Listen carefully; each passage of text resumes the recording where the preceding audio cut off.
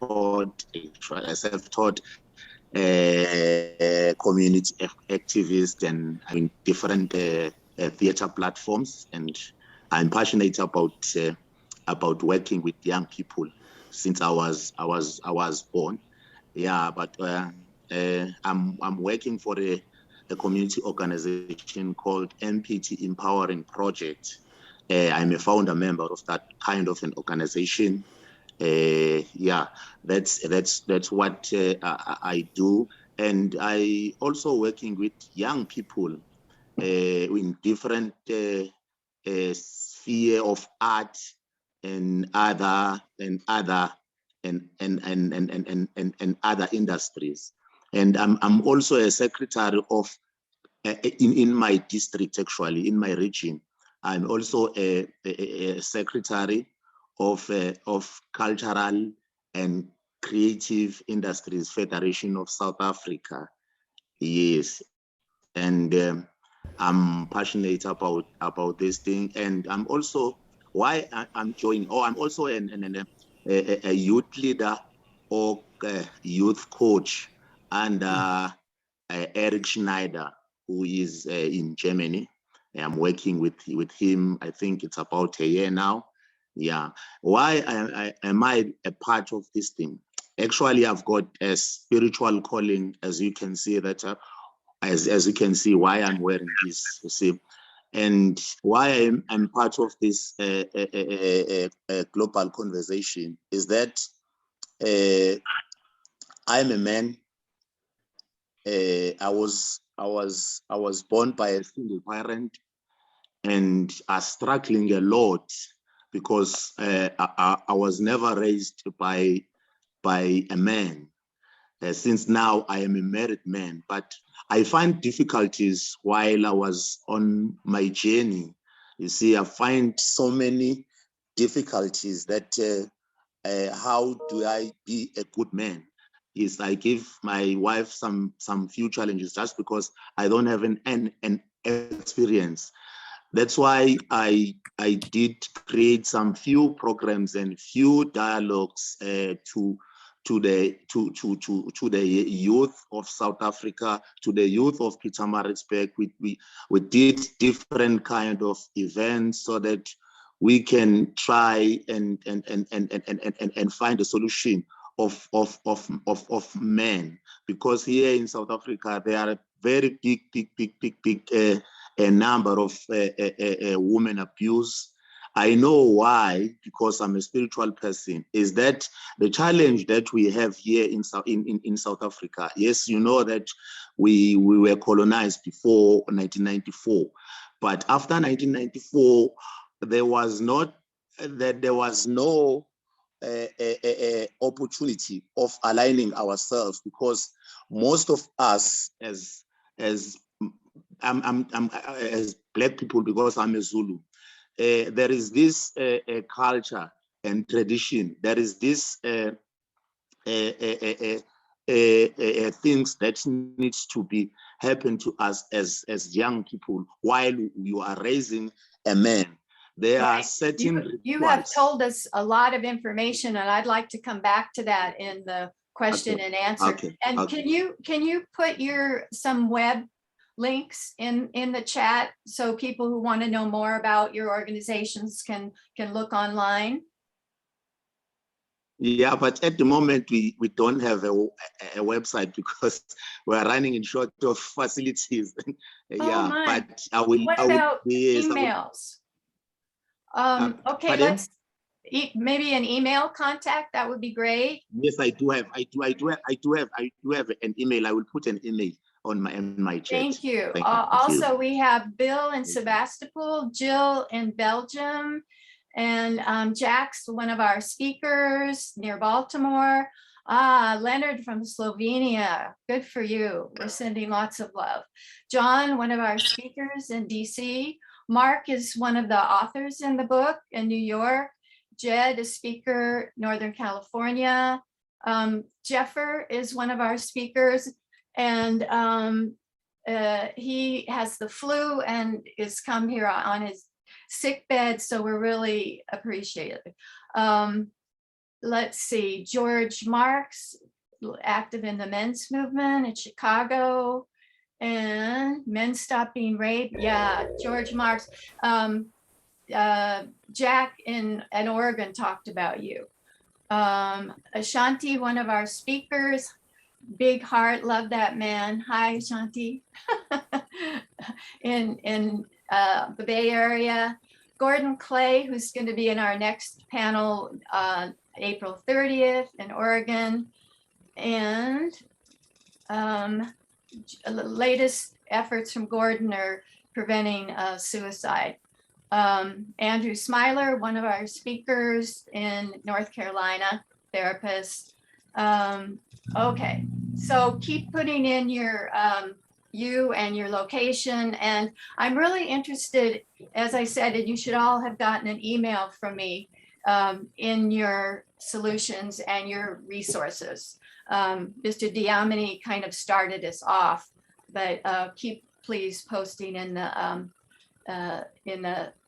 chat.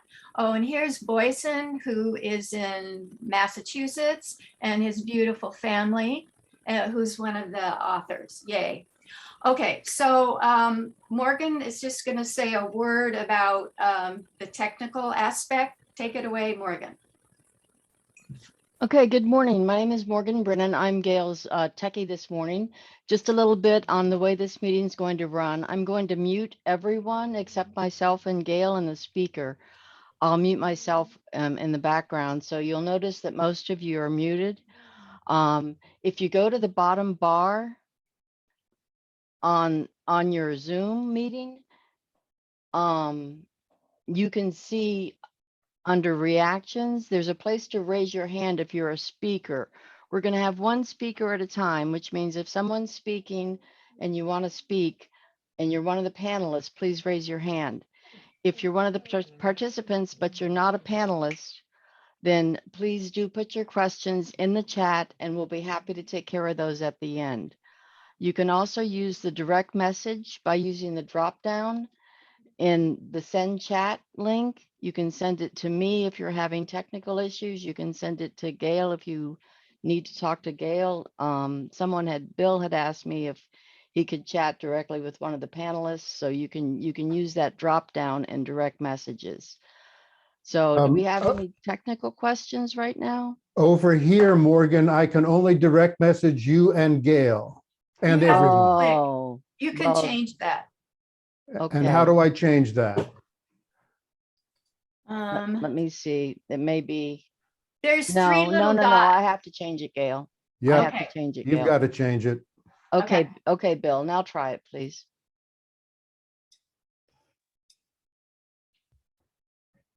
He's muted, but whatever. It's there now. It's open. It's working. Hi, Warren. It's working now, yes. Great. I think Warren wants to say something, Morgan, so unmute him, please. He's talking. I'm happy to unmute anyone, but rather than, if you'll please just raise your hand, I'll be happy to unmute you.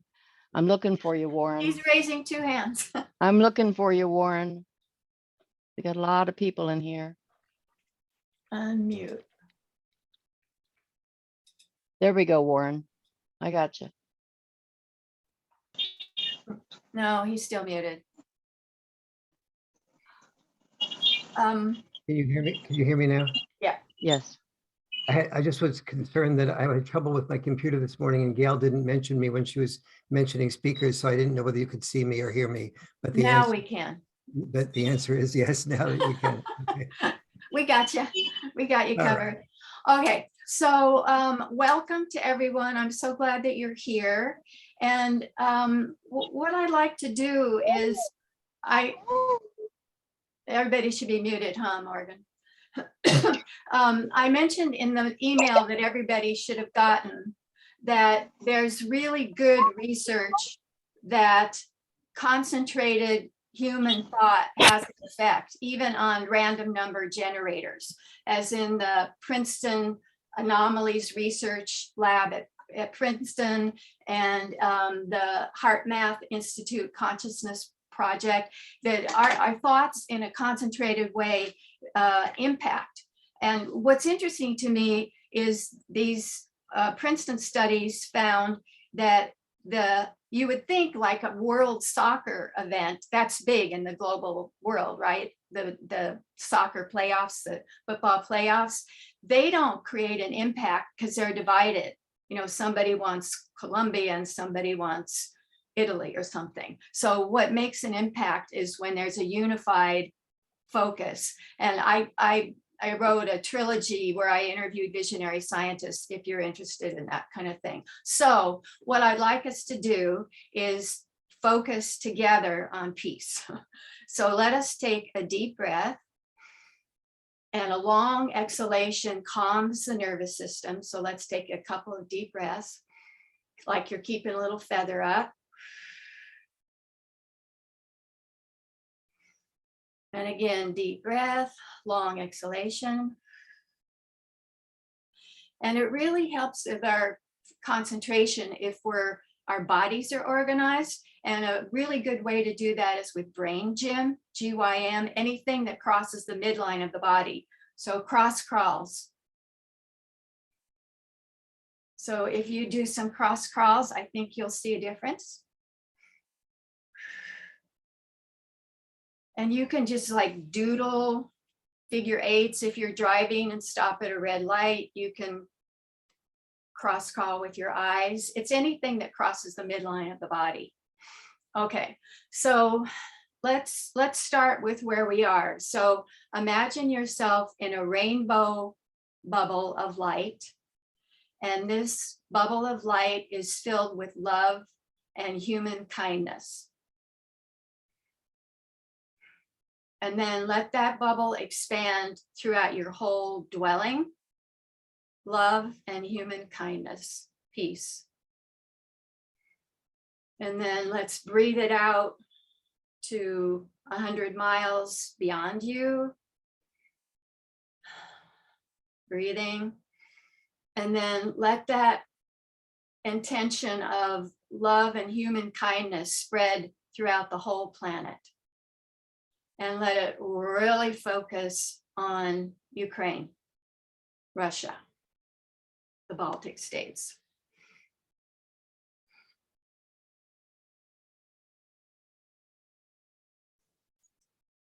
And we can imagine that any kind of missiles and bombs are being sent away by doves of peace that are magical, super doves of peace. Okay, thank you. Morgan, let's see the video trailer that introduces the book that's the foundation for this webinar. Morgan's going to share her screen. And it's coming up. Trailer.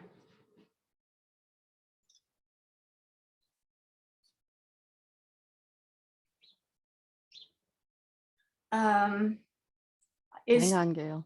Is Jeff Morgan on? He was going to be on today because we include him singing I'm Glad to Be a Man, and you'll see Ashanti in it. And we'll see the founder of Promundo, Gary Barker, who's going to be in the next webinar that we do on April 30th. Okay.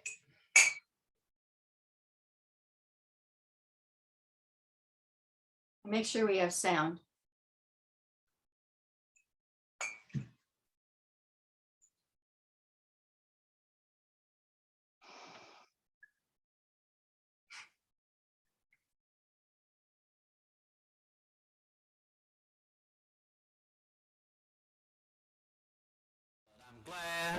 Glad to be a man. Well, I'm glad for the strength in my heart and my hand.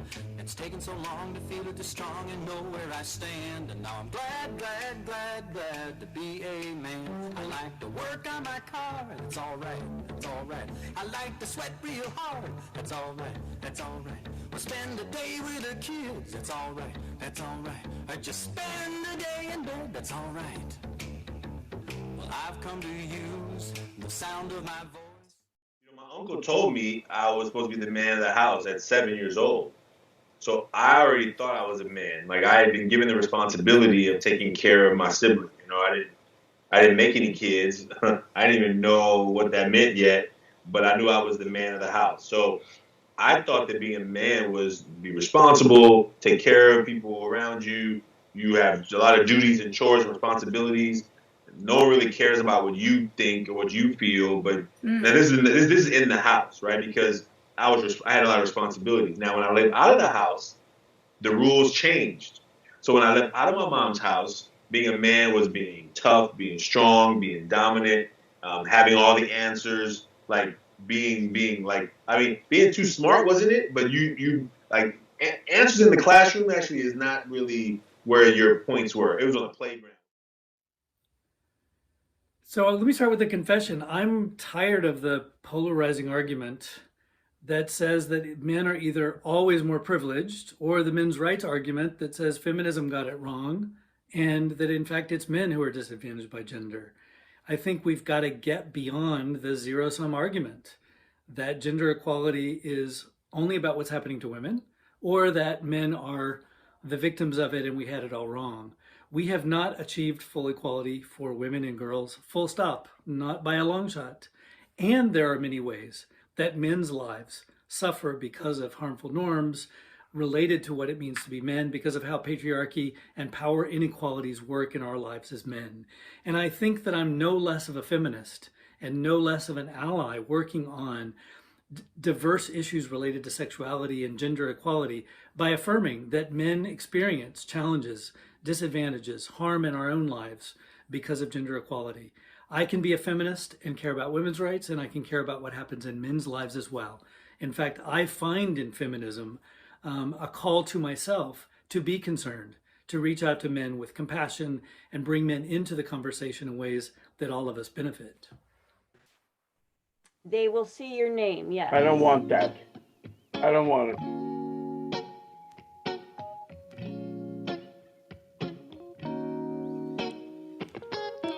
Brother, grandfather, a lover, provider, a warrior, lad, paternal, and father, a son, a mate, a mister, a bloke.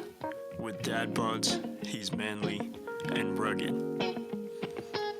A brother, grandfather, a lover, provider, a warrior, lad, paternal, and father, a son, a mate, a mister, a bloke. With dad bods, he's manly and rugged. Brother, grandfather, a lover, provider, a warrior, lad, paternal, and father, a son, a mate, a mister, a bloke. With dad bods, he's manly and rugged. Father, grandfather, a lover, provider, a warrior, lad, paternal, and father, a son, a mate, a mister, a bloke. With dad bods, he's manly and rugged. Brother, grandfather, a lover. Thank you. And Daniel Ellenberg is also one of the contributors to the book, and he is here from the Bay Area. Hi, Gordon. Can't speak. So you can see this book is the basis of what we're talking about. And I wanted to share a little bit about why I wrote it and what I learned. So I developed the Women's Studies program at Chico State. And it was obvious to me that to have gender liberation and equality, men need to be involved as well as women. That seems like a duh. And so I organized different conferences about men's and women's changing roles. And so we produced a video called Men's Changing Roles. That's on my YouTube channel. And so it occurred to me, many decades have passed. How much progress have we made in terms of men's health and in terms of equality. So I checked in with people like Warren and Gordon, who were on that first video. So that was my motivation. And I must say, I don't think we've progressed a whole lot. And I'll tell you why. I emailed these notes to you, so you have them. What came out really powerfully was that we've done a good job in getting girls to be ambitious, to think they can be all who they can be. They're in industrial countries, they're 30% more likely than boys to go to school. So we need to do the same kind of encouragement and support for boys. So it's not either or, it's both. And what really struck me is Peggy Ornstein and Niobe Way both interviewed teen boys, and they found that they are lonely, have little emotional support. Ornstein said boys are cut off from their hearts because no one listens to boys. And to me, that really struck me, that we need to make some changes. MIT professor economist David Autor found that boys raised by single moms are less likely to go to university. In the States, women are 60% of the university students. That is really striking to me. So I come away with, we need to do more to help boys think it's okay to have feelings, express yourself, be vulnerable, be sensitive, and that kind of thing. Then I was curious also about the men's movement, different branches and where they've developed.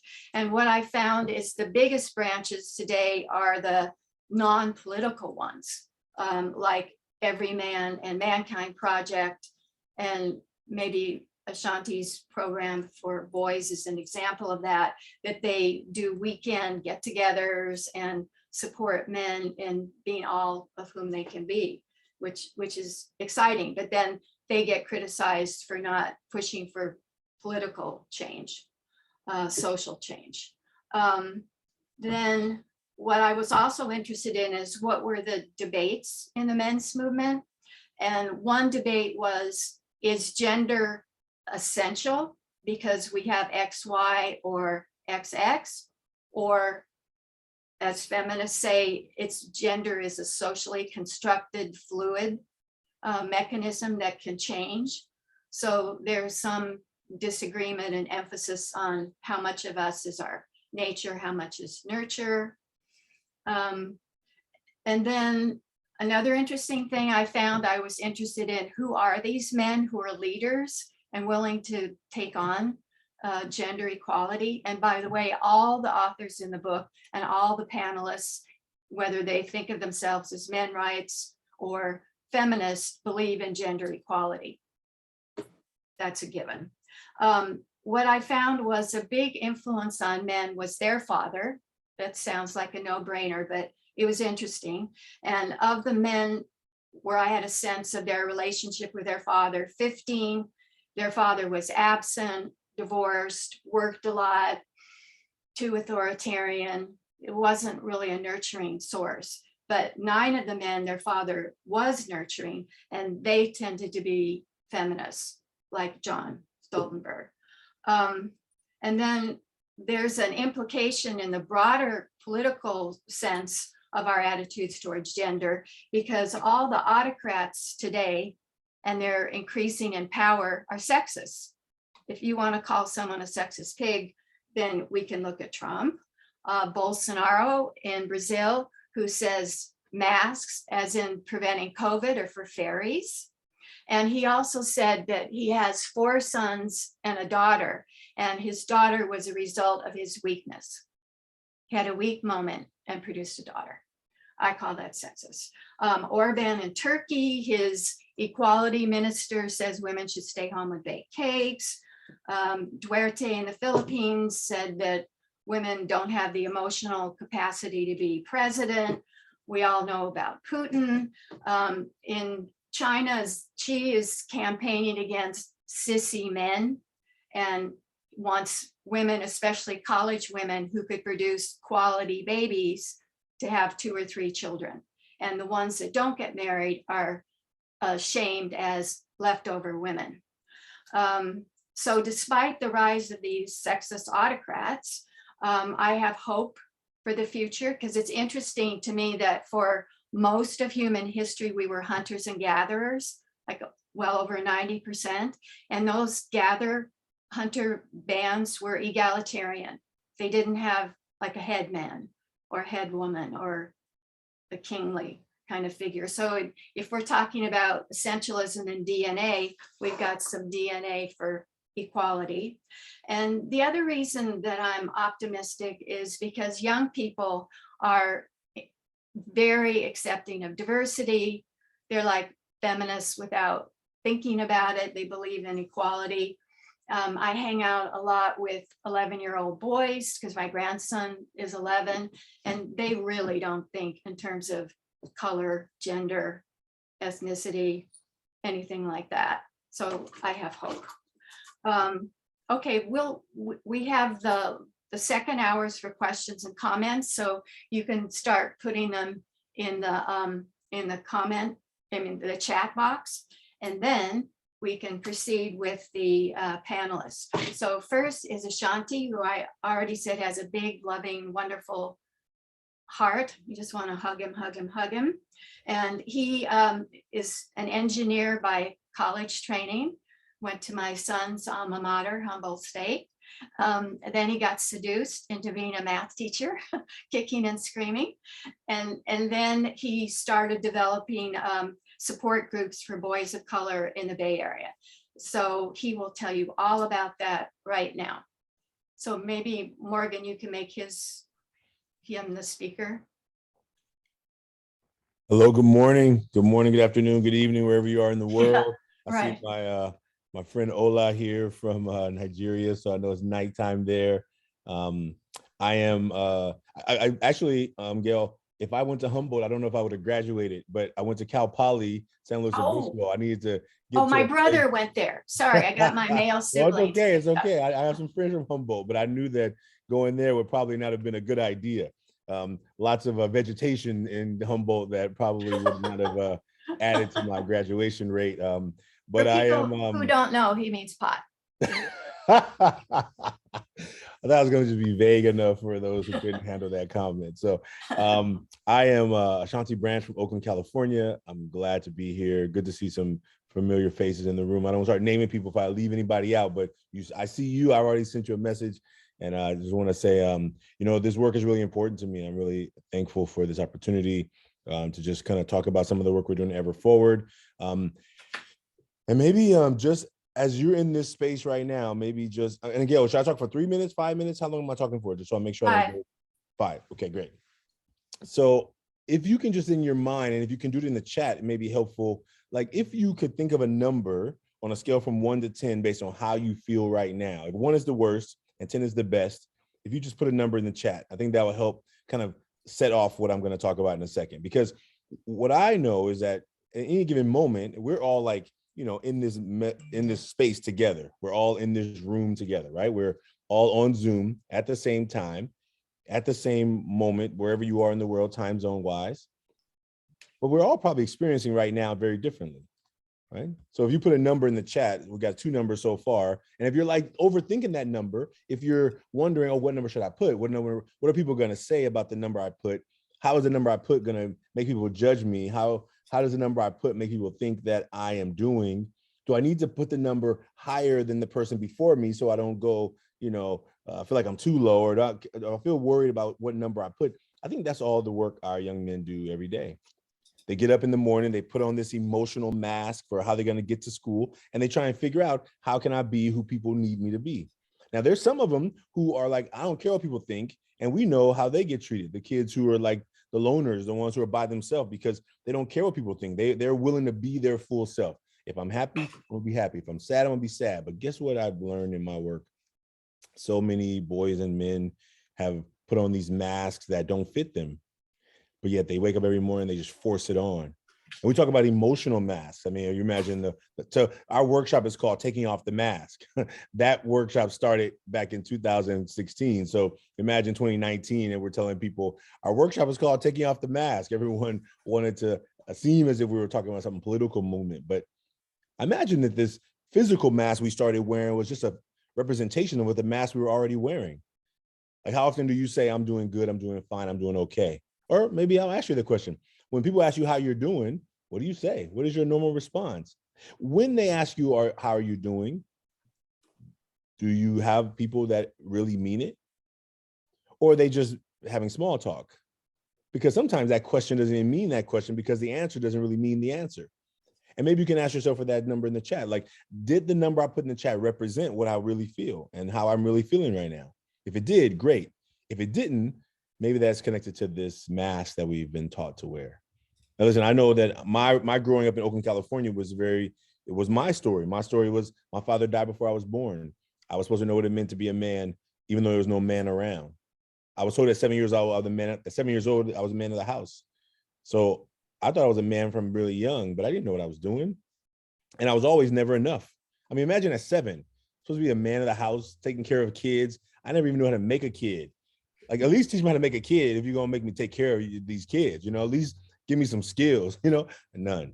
And so ultimately the work we did in Ever Forward was supporting young men to have a place to talk about what they're going through. How do you just make a safe space for young men and boys to say, I'm feeling this way, and it be accepted, and it be respected, and it also gets inspected. How about we have a place for that? How about we don't have to walk around pretending everywhere we go? And we know that in maybe some of our places, when we go to work, we got to be focused on work. Maybe we don't have time to deal with all of the emotions that we're navigating in the world, but we need to have a place to go for it. So I'll slow down right there. I think I'm going to just tell you about the movement that we're creating in the world, because I think we started this work with young men in high school. Our work then moved down to middle school because we realized we needed to start earlier. And then now our work is starting to work in some elementary schools. And what we also are seeing around the world is that there's such a need for men in different places. So we just had a workshop yesterday at the juvenile jail here in San Francisco, because those young men are trying to figure it out next. What's their next move? Am I gonna get my act together? Am I gonna stay on this road I'm on right now? And what we know is that they're human too. They have hearts, they have families, they have desires, but they may have been just trained in a way that tells them no one cares about what you feel. So you begin to now internalize that, and then you don't care about how anybody else feels. And therefore all your behaviors don't matter. All of the ways that you show up in the world, you're just gonna do what is expected of you. And so I think the last thing I want to say, so the Million Mask Movement, if you have not had a chance to make a mask, and first of all, thank you for everyone checked in. I want to thank you for checking in. And I do see some numbers in there that are on the lower end, and I see some numbers that are on the higher end. And what I want us to be thinking about in this work around these emotional masks is, who do you have in your life who can accept you fully, however you are? I think we need that. I'm on a men's team. I've been on a men's team for 10 years. Before that, I didn't know where to go. I was keeping everything to myself. I didn't even know what it meant to trust men. I didn't trust men. There was no men. I didn't learn how to trust men. My mom married a guy, supposed to be my stepfather, but he was not fatherly in any way. The only thing fatherly about him is that he got the big piece of chicken at dinner. There was no love. There was no care. There was no teaching. There was no learning. There was no exploring. It was all anger and I'm in charge. That's all I got from him. So it wasn't a fatherly role. So anyway, the Million Mask Movement is a global movement. And so if you haven't made a mask yet, I invite you to do that. I'm gonna put the link in the chat for you. It's millionmask.org, millionmask.org. And you can make a mask. And what you see in these masks that people make from all over the world is that there's more going on than we can see by just looking at each other. There's more happening with each of us than you can see by just looking at me. And there's more going on with you probably than we can see. And so we invite you to be a part of this Million Mask Movement and to tell people about it. If it's a tool that can serve your young people. But what we know with our young men and boys is they want to have a place to talk about it. They want to, but they get trained really early to shut it down, block it out, suppress it. So I'm complete there. Thank you all for having me. And thank you, Gayle. Thank you. Thank you. I just realized there was a second screen. So I wanted to welcome Tristan and Eric, who are in the book, and Jeff Morgan sang the song that you heard in the video. Hi, Jeff. I'm gonna see if he'll sing for us later. And Alan Potashik was in the first video in '87 as well. Okay, so we're gonna go out of order a little bit and go to Warren because he has a job he has to do at 11. So Warren, you wanna take it away? And Morgan's gonna Thank unmute you. you. Can you hear me now? Yes. Okay, maybe I'll start with just saying a broad comment, which is I'm not in favor of a women's movement criticizing men, nor a men's movement criticizing women. I'm in favor of and always have been in favor of a gender liberation movement, freeing both sexes from the rigid roles of the past toward more flexible roles for our future. And one of the reasons that attracted me to the women's movement for many years is Betty Friedan had that same belief that she articulated very well in the second stage, saying very clearly that the women's movement will not reach a maximum amount of positivity unless we also pay attention to the issues that men face and create a men's liberation movement at the same time. So from my perspective, we're all in the same family boat. And when only one sex wins, both sexes lose. To that end, I've seen a number of things that have been really troubling for me.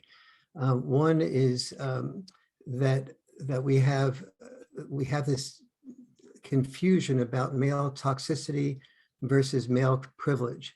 And many people say, well, men are not toxic. Well, there's a lot of toxicity in masculinity, but it did not come from male privilege.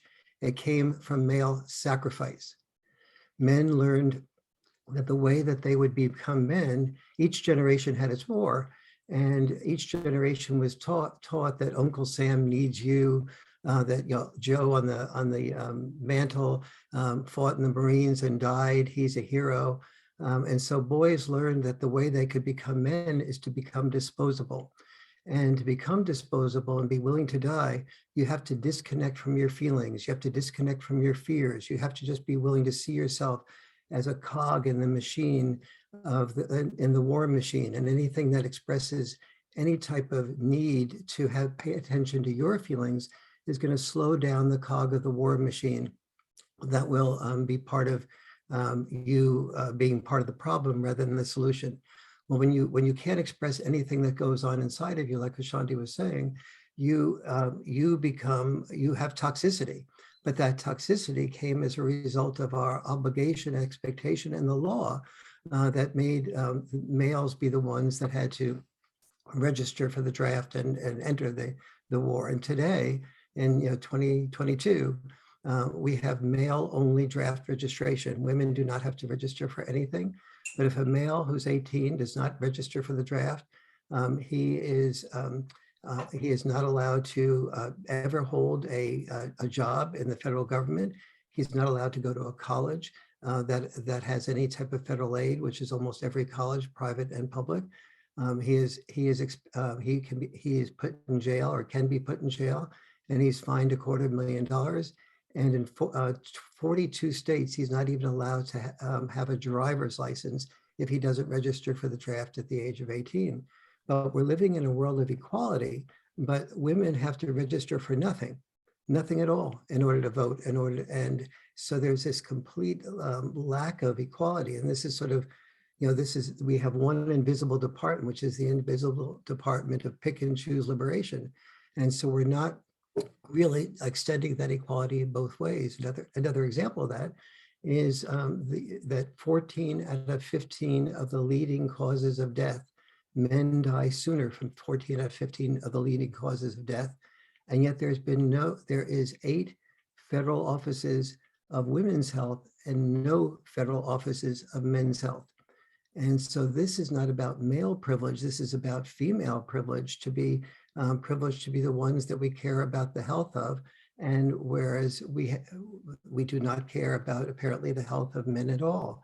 And so there's so many things like this that we've been neglecting as a result of focusing only on women's issues for the last 50 years, basically. And so I'd like to see a balance between understanding that that there's a boy crisis, that there is a crisis, a fatherhood crisis, and that the boy crisis can be very much addressed and resolved by getting fathers more involved in the family. And when fathers become more involved in the family, when we have a father warrior campaign, and that says to men, we no longer need you as much to kill and be killed. We need you to love and be loved. We need women to be relieved from the overwhelming responsibility of raising children by themselves, especially when they're working. Children need both parents and do much, much better with both parents. And men need a sense of purpose that we've in a sense lost by not being required to be to die in war or to be the ones that are the sole breadwinners. And it's wonderful that the sense of purpose has changed, but it's terrible that we haven't developed a new sense of purpose for men to be fully involved with the family. And so when we take people who believe in what I believe, and we call them men's rights people who hate women, we close our ears and our hearts to the efforts of people who may be hurt and may be angry for a while. But my work in couples communication has taught me very much that anger is vulnerability's mask. And when we listen to an angry person, oftentimes they feel heard and they become softer, and you see their vulnerability and you see their heart. And so the solution to hate is not more hate or hating the haters. That only deepens everybody's hate. Thank you. So Warren, you're saying in terms of solutions, involve fathers, teach communication skills so parents can stay together and both raise the kids, and listen to boys. Is that a fair summary of solutions? Yeah, that's a very good last part that you said, because when I did the research for the boy crisis, I saw the boy crisis, about half of the people who were in the boy crisis were in there because they had a lack of father involvement. And then that lack of father involvement often came as a result of a divorce. The divorce often came because the communication was poor between the man and the woman.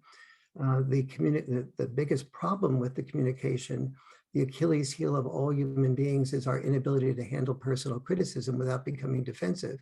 And so no one was teaching people. That was functional for survival in the old days when, if somebody was criticizing you, they were the enemy, and you better get your defenses up against the enemy or kill the enemy before the enemy killed you. So it was functional for historical survival, but it's totally dysfunctional for love. And no one had taught people to feel that the person loving them, who's criticizing them, is somebody who needs a safe environment to share their feelings, even when they're not accurate, even when the story has many flaws to it. But when we open our heart to the people that are hurting and angry at us, they almost always feel safe and therefore heard, and therefore much less likely to be angry and get a divorce. Warren and I did a role play where I was learning his technique of how to communicate criticism. That's on my YouTube channel. And we pretended that we were brother and sister having a disagreement. So if you want to see it play out, it's there. Okay, thanks. Since Warren is leaving in 15 minutes, does anybody have any questions or comments for him? If you do, you could raise your you could just raise your hand. Hey, good morning, Warren. It's Morgan. Would you be so kind as to put that was well said, thank you. Would you be so kind as to put your information, your website, et cetera, in the chat for everyone? Sure will. Thanks for asking, Morgan. Bill, go ahead. But Warren, don't some couples end in divorce because one of them just fell out of love? One of the reasons, I think, Bill, really good question. One of the reasons we fall out of love is that when we first meet our partners, we sort of feel, we look in their eyes and we see this openness to anything we're saying. We see endless possibilities. And then we see something maybe a little bit later in the relationship of, there's a hurt or a pain or a criticism we have, and we try to share it, and they argue with us rather than really hear us and provide a safe environment. And that diminishes our love for them. And so, yes, we do, the bottom line is we fall in love, but the process is one that predictably leads to falling out of love. And then parents who have children often feel like the children give them a purpose of staying together, but they have less time to process their feelings and their fears, and everything is more tense, and they don't hear each other very well. So they're in a sort of minimum security prison marriage where they feel unloved and unheard by their partner, but obligated to stay in the relationship because they know that's best for the children. Does that make sense, Bill? Sure, thank you very much. Thank you. Okay, in the interest of time, let's go to Jed Diamond. Jed is an author and a therapist. He's been doing this work for a long time, both with individuals and couples and groups. And he founded Men Alive and is starting a space launch to get this kind of topic out in the public, which he will tell you about now. Take it away, Jed. Well, thank you, Gayle. It's really good to be with you. I feel like this is kind of a homecoming. When I look out at the group, I know most of the speakers. I think I know most of the people that are here, and the people I don't know, I'd like to get to know. And I think what's happening here, I just want to acknowledge that there's been so much division and continues to be in the world, particularly among men and different groups of men. But there isn't here. We really are in common cause here. And I think it's significant that a woman brought us together. Sometimes it takes a woman's energy to bring the men together. So for me, I've been doing men's work since November 21st, 1969, when I held my first son, Jamal, in my hands and made a promise to him that I would be a different kind of father than my father was able to be for me, and to do everything I could to create a world where fathers were engaged with their families throughout their lives. 2 years later, I held our daughter, an adopted daughter, Angela, who's African-American, and introduced me to the world, not only to the feminine world, the girls' world, but also to the world of non-Caucasian people, which I am of the other type. And now, more than 50 years later, this work has really been my calling, my way in which I fulfill the promise to my children. I now have 5 children and 17 grandchildren and 2 great-grandchildren, my wife and I. The work that I started at Men Alive when the children were born continues now to this day. So people that want to connect with me, it's menalive.com. I have my information in the chat. And what I call my moonshot vision for mankind and humanity that Gayle alluded to is really comes from a study that was done about 18 years ago by colleagues that I knew at the time. Randall Nessie is an MD and Daniel Kruger, a PhD, and they studied 20 different countries throughout the world to see the relative longevity between males and females in the countries. And as Warren alluded to, what they found was not surprising, that in every country they studied, that men died sooner and lived sicker than the women. And they made 4 very clear, in a sense, challenges from what they found. The first one was that they said that the #1 risk factor for disease and death is simply being male. Of all the different risk factors, being male was the one you could most predict.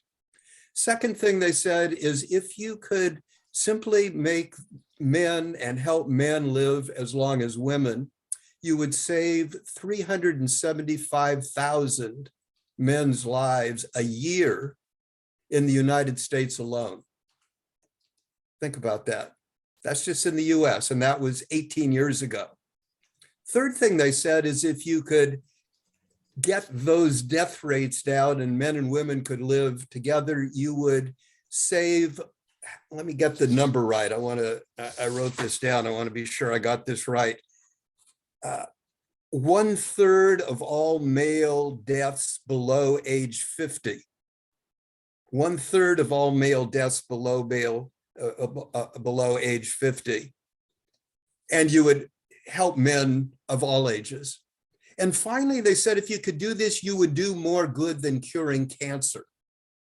That'd be a good thing. And just think what it would be like if all of us had fathers that lived as long as the mothers, and men of all kinds could not suicide at such high rates, and violence wasn't as high, and death wasn't as high. That would be so wonderful for girls and boys, men and women and children.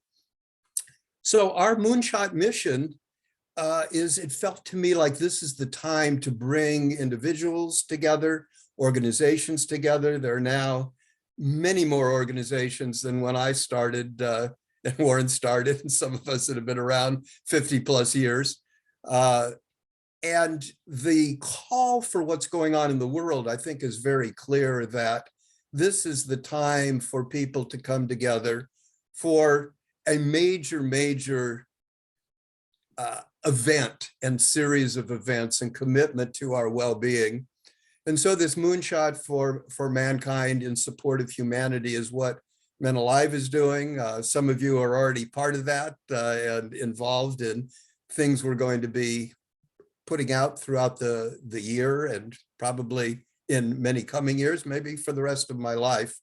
So I want to just invite you all to join us. You can find out more at menalive.com, and there's a chat note there for how to get involved in the Moonshot mission if this is something that resonates with you. So thanks, and look forward to connecting with you more and engaging as we continue on today. Jed, what would be an example of something the Moonshot might focus on?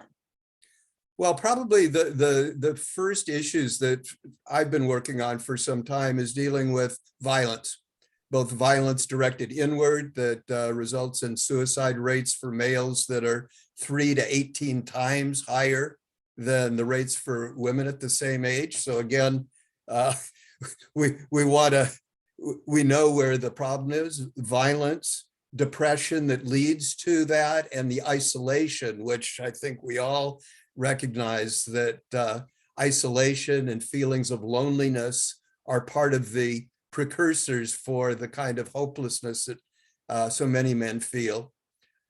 So those are a few of the specifics that many of the organizations I work with and many of the initiatives that we're doing will focus on. And then fatherhood and father issues, the things that Warren talks about relationships are critical, focusing on how we can increase the well-being of boys and a whole number of other things, but can go to the information and you can see more, and we'll be developing more specifics and engaging people and providing more events in the coming months and throughout this year and next. Do you have models? I mean, Denmark comes up, of countries that do a better job of teaching boys and girls emotional literacy and that kind of thing? What are models? There are lots of models, that we've talked about that we can draw on. Some of which we've developed ourselves. There's certainly other countries, and you mentioned Denmark and the work that Promundo has been doing. You mentioned that in the video, and it isn't for lack of models. We really know what to do. I think it's a matter of how do we come together.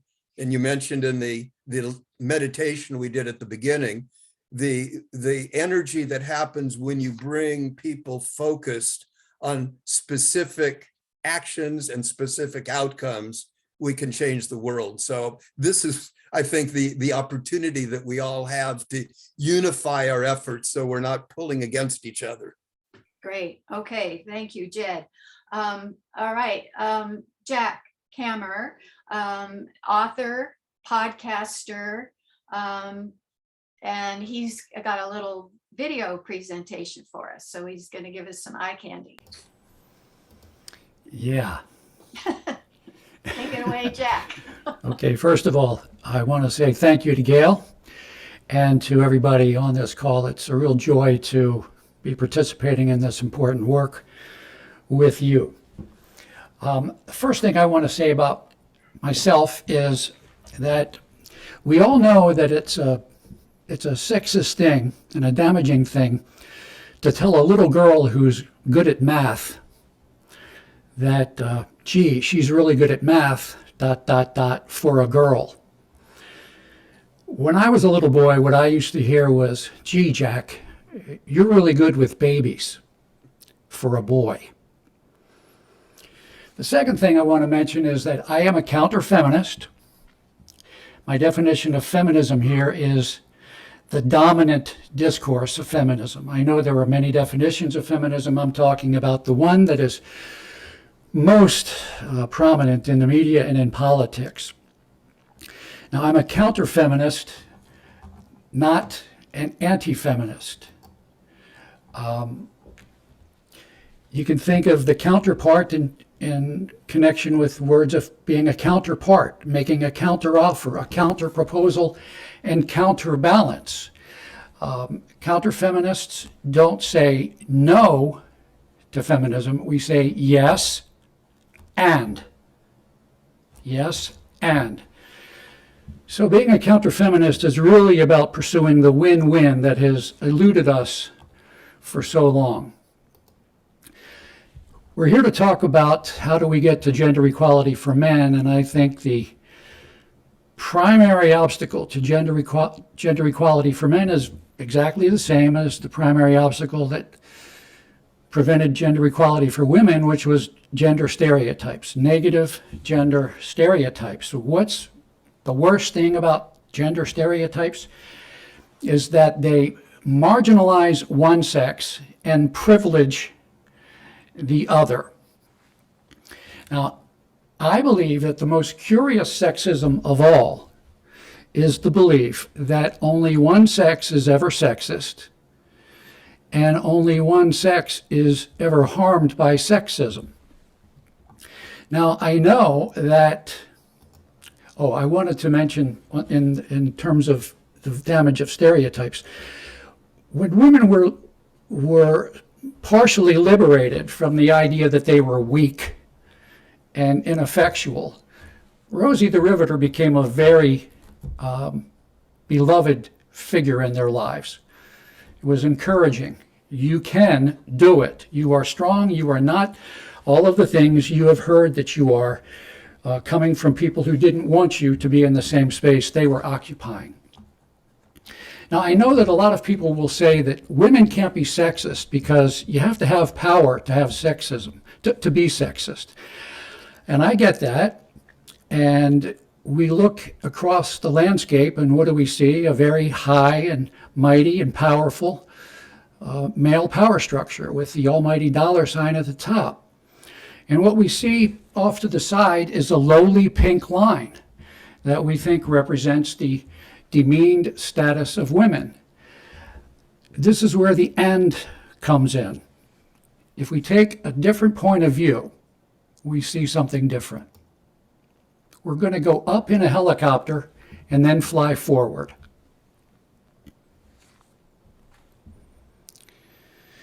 First, we can see that the almighty power structure of men is, is not really as stable as it looks. In some ways, it's a bit of a facade. It makes reference to the idea of the mask that we are encouraged to wear, and we have to wear. And the lowly pink line that we thought women were consigned to really isn't a lowly pink line. In some ways, it's a very vibrant city. And whereas we had a few men at the top of the male hierarchy, we don't have a top in the female power structure. And we don't have a dollar at the top. There's no top at all. What we have is a heart at the center. Let's take a closer look at this female power structure. Let's zoom in on this figure. The large pink circle is a genographic symbol for a mother.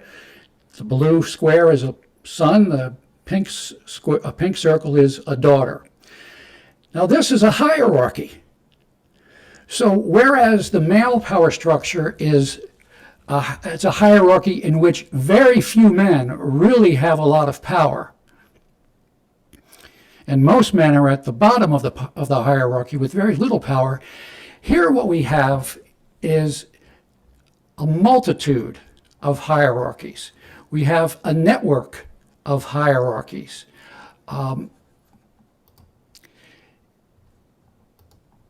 This requires, suggests, invites us to think about how do we invite men into the female domain, into the female power structure.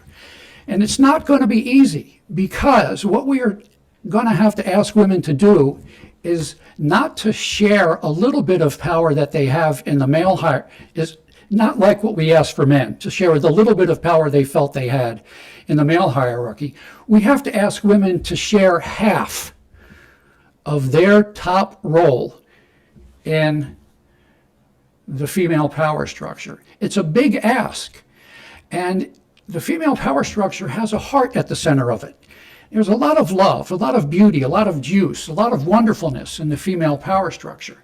And men are saying, you know, we'd like some of that too. Just like women said, we'd like to have some careers and some economic clout too.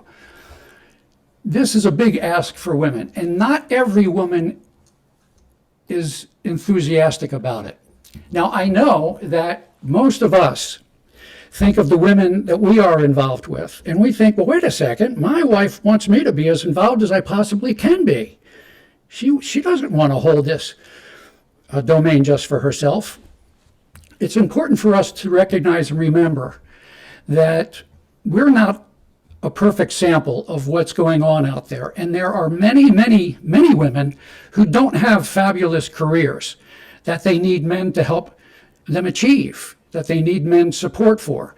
There are many, many women out there who just have jobs, just jobs. And there's toil, and there's drudgery, and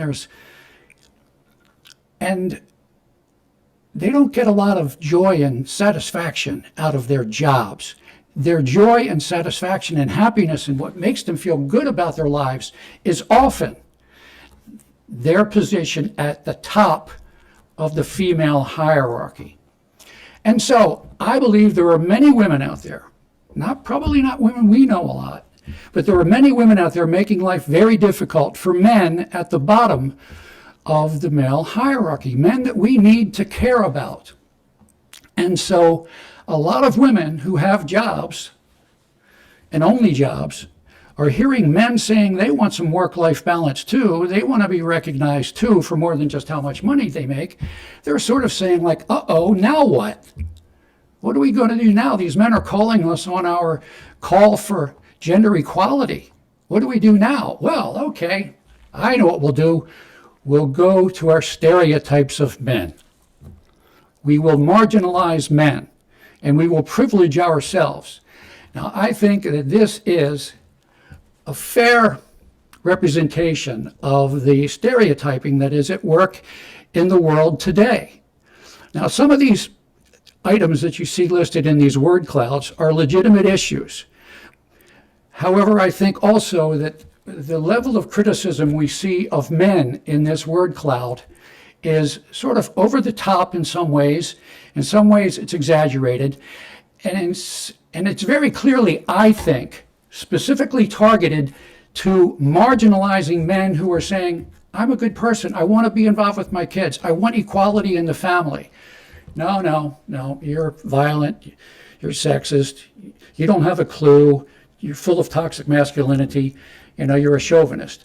These are the kinds of problems that I think we need to address and confront. These things are out there. And whether you think these are exaggerated or not, I would ask you to consider, what would we call an equal level of scrutiny like this to women? I think we would call it misogyny. Look, we want to be on the right side of history. Martin Luther King said that the arc of the moral universe is long, but it bends towards justice. This has to happen. It's just the next advance in human civilization is that men need to be accepted just as women were accepted for more than what we stereotypically were thought to be. Equality for women was acknowledging women's strength, as Rosie the Riveter demonstrated. I want to suggest that it's time now for Rosie the Riveter to meet her counterpart.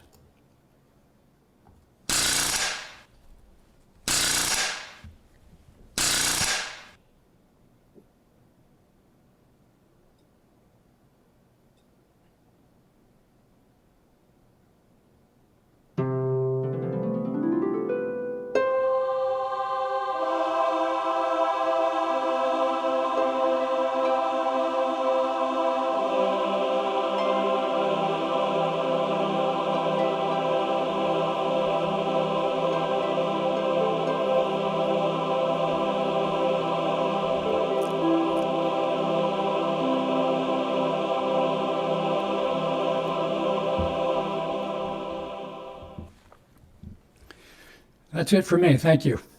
Hey, Jack, thank you. We'll come back to you with questions in the interest of time. Let's go to Jeffer. Jeffer is in Nairobi, Kenya. He's really a sweetheart to join us because he has the flu. So he's just going to kind of briefly mention some highlights in terms of solutions. And also, Jeffer knows the book really well because he did all the typing, the transcripts of the interviews with the 33 men.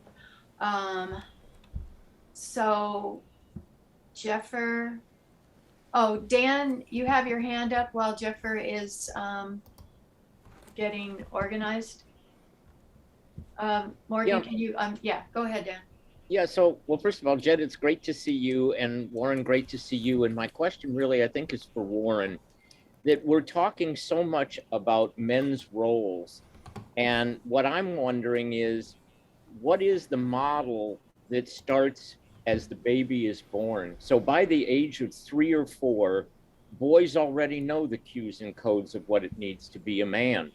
So if we're going to start with them at 20, 30, 40, and 50, we have a lot more work on our hands. Not that we shouldn't be doing it, but does your research, or are there models out there that start to take a look at a holistic family, and what are the ways of treatment? And I don't mean to be rude, but it's somewhat funny to me how angry women are with men when they're the ones who've raised them. And there is an African proverb which basically says that if the boy is not embraced by the tribe, he'll burn it down to feel the heat. Mm-hmm. This leads to our school shootings. This leads to this drug abuse and whatnot. So my question is, where can we begin at birth? And I think, Jack, what you just said about this equal share of power is a start, but there has to start to be a new teaching, a new modeling, a new way of breaking the system earlier on.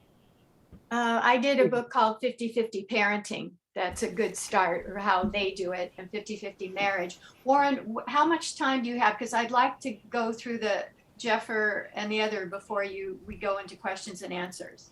Sure, absolutely. I do have this next hour. There was a change in the expert witness thing, so I'm more open now than I was a little while ago. So okay, Jeffer, we're sending you our concentrated healing thoughts and prayers. Thank you so much. Oh, thank you for joining us, and thank you for all your skill in typing up these interviews. So could you just say a word about what you learned as a boy growing up, how you were separated from the women in the family when you were very young as part of the initiation ritual? I think that would people need to know about that. Sure. Thank you, Gayle, and thank you to everyone who has so far joined us for this. I'm more privileged to be part of this discussion, and me and Gayle have so much engaged in the book that she has been writing and all that, and maybe hearing some of the views that come across from the world, and reflect them on what myself I've lived on as a kid, and it's amazing to be part of this conversation that is going on globally, and I thank all the panelists that have contributed, and being one of them, I'll take this opportunity to mention something Gayle has mentioned. Growing up in Africa, and especially in my community, is as a boy, you are taken or you are viewed in a particular perspective, either by your peers, by how your peers view you, there is how the women in the family view you, there is how the women in the society look at you, and there is now the society which has, you can say, double standards in terms of how they view either as someone from a particular family or someone who they believe will carry on in terms of the community, some of the belief that the community has. Now, myself, I had a very interesting growing up, maybe life when I was growing up, coming from parents who are a teacher and the one who was a civil servant. I believe I was a bit privileged than some of the peers or some of the colleagues that I had. So it's during the initiation, if I can go directly to that, which is where now as a boy, you are brought into this world of you growing up, you are very close to your mom, you're very close to your sisters, you are very close to your cousins who are ladies. You can play with them, hug them, and do all those kind of things. Now, during the initiation, which, as a boy, we looked forward to, but we didn't know the depth of some of the things that we were being inducted into. It brought myself, I was very close to my mom, very close to my mom. I could hug her, I could just talk to her as my best friend. But after this period, things changed, like everything changed, whereby there was no hugging. Even if you walk around, there's a way you have to pass. There's a direction. If you're moving towards different directions, you have to pass on the left. There's a way you have to greet women now. There's a way you have to talk to women. There's a perception around any interaction that you have with women. So, and it brought this kind of hunger of what kind of world am I getting myself into? And it was very interesting as a boy because most of my peers were very confused in terms of what exactly is this? And there's no one to explain it to you, but you are supposed to follow your elders as they explain some of these things. You cannot ask questions as to why is it that I'm told I cannot hug my mom, I cannot, do some of these things. And it got to a point whereby as people go to universities, as people go to, colleges, and maybe the urbanization starting to creep in, you find some of this is getting eroded. And that's why I say there is bad culture, there is good culture. Where I come from is evident of both, which is very interesting because Jeffrey, you were 12, or how old were you when you had to move out of the home in your own little place? I was around 11, 12 years there. Immediately after grade 8, that's when I was, your heart is built somewhere and then you're just moved in, and you get to be doctrined for almost a month in terms of the things that you are supposed to adapt for the rest of your life. So it's a very interesting part of our lives, which broke some of the boys that I knew as friends. Some of them became very physically violent, even nowadays, to their partners, even their girlfriends. It's very hard for a boy, especially from my culture, not to get to some of these things that we see are maybe detrimental to some of the rights and some of the things that we think as people that are very bad to either the opposite gender or maybe even to ourselves. Because I believe if you have something that is hurtful to you, that is, if you do something bad to a person, definitely it affects you also in the same line that it affects the other person. because as the panelists, Ashanti and I believe Warren also mentioned, that there is no one gender without the other. If you elevate one gender, then it means this either one or the two of you are suffering. And I believe it's a whole different, it's a long story for me to share in terms of my background and all that, unless Gayle, there's something maybe you like to hand on to that, please. You made a list of solutions that you think are important. Do you want to address those? Sure. Yesterday, I sat with a few of my friends who I believe we share the same ideas in terms of how we believe we need or how we should interact with maybe the females in our lives, and maybe how we need to induct some of the boys and the men around us as per se. So we need to, first of all, to acknowledge that the male privilege that exists, especially within our society, because coming from where I come from, men have a lot of power. Women cannot discuss anything in presence of men. Even if something is asked of them, it is not part of the head product that is, or maybe the minutes that are being taken in terms of the decision for the community. So you find there's a lot of discrimination towards women ideas.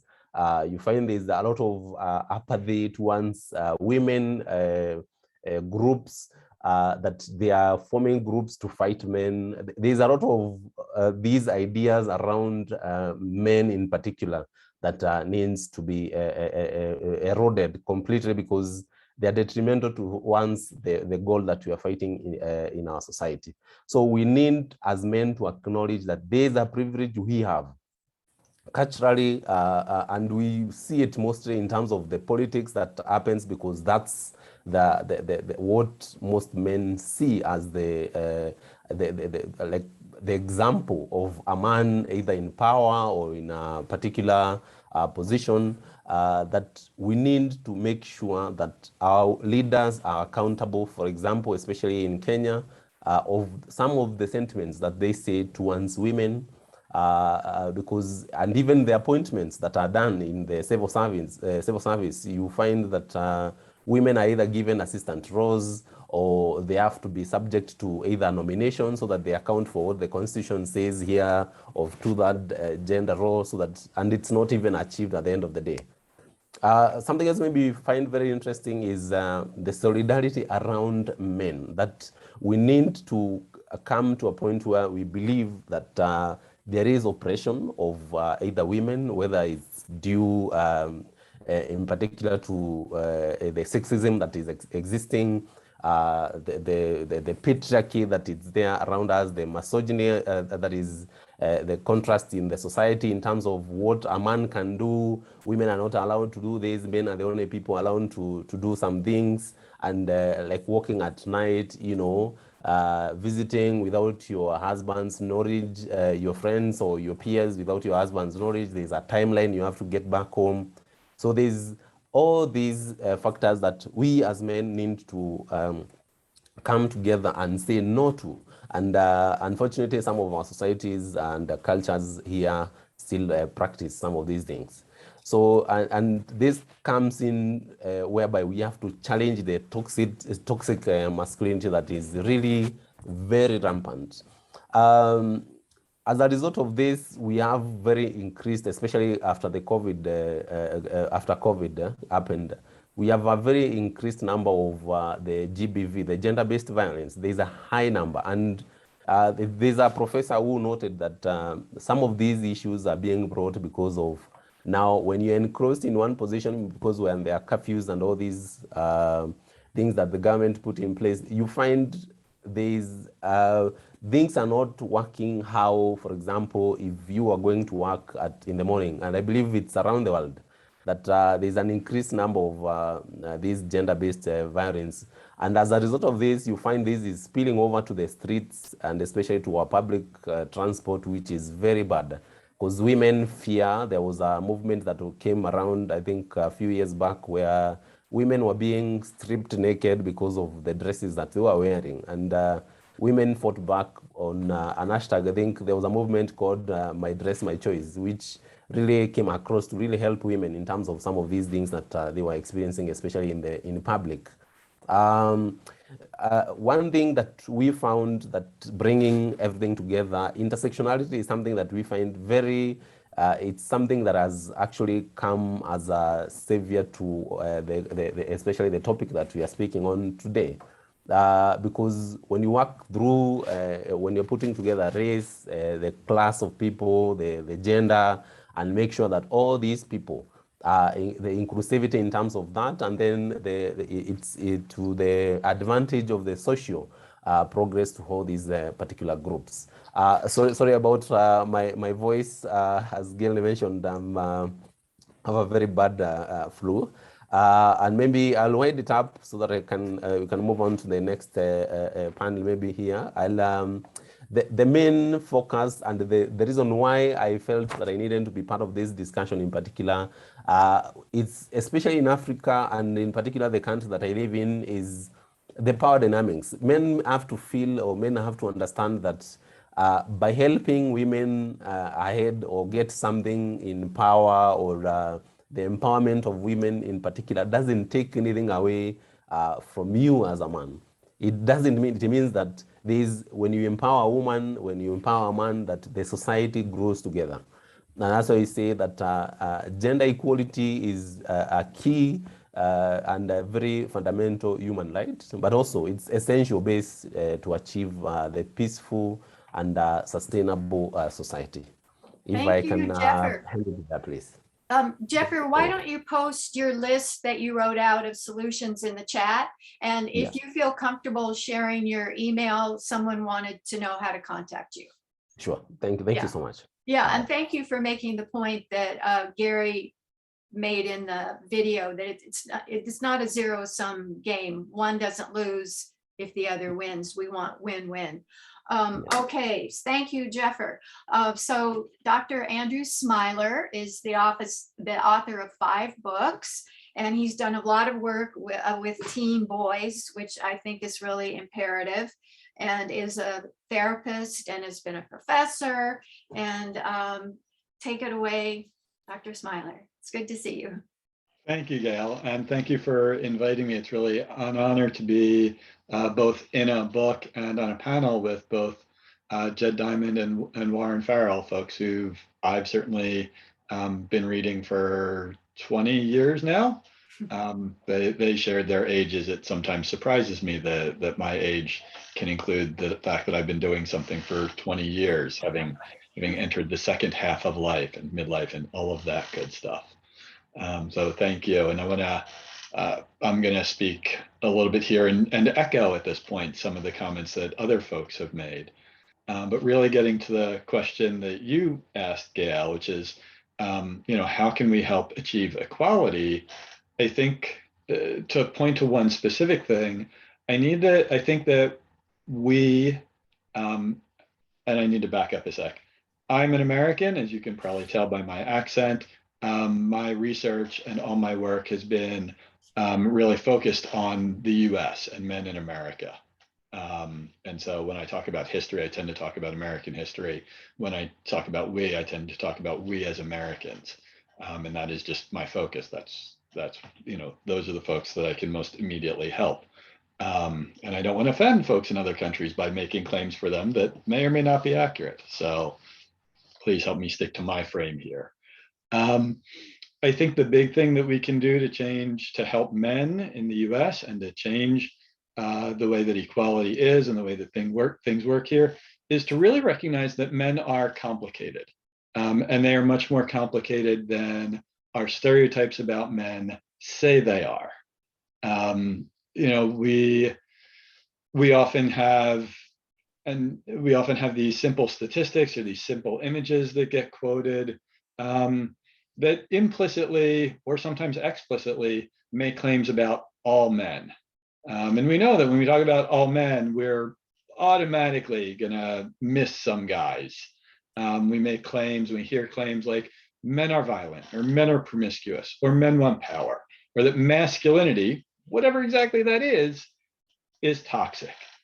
And we really need to get beyond these kind of simple statements and simple thinking and recognize the complexity that embodies most men's lives, certainly the complexity that we're talking about if we're talking about 175 million males in the US, about half the population. And I'm going to give a couple of examples here. And actually, I'm going to draw from Ashanti Brown's comments that opened this up with being told at age 7 that he was the man of the house, right? The 7-year-old being told something like that has to rely on stereotypes or cultural conventions and images, based on their understanding at 7.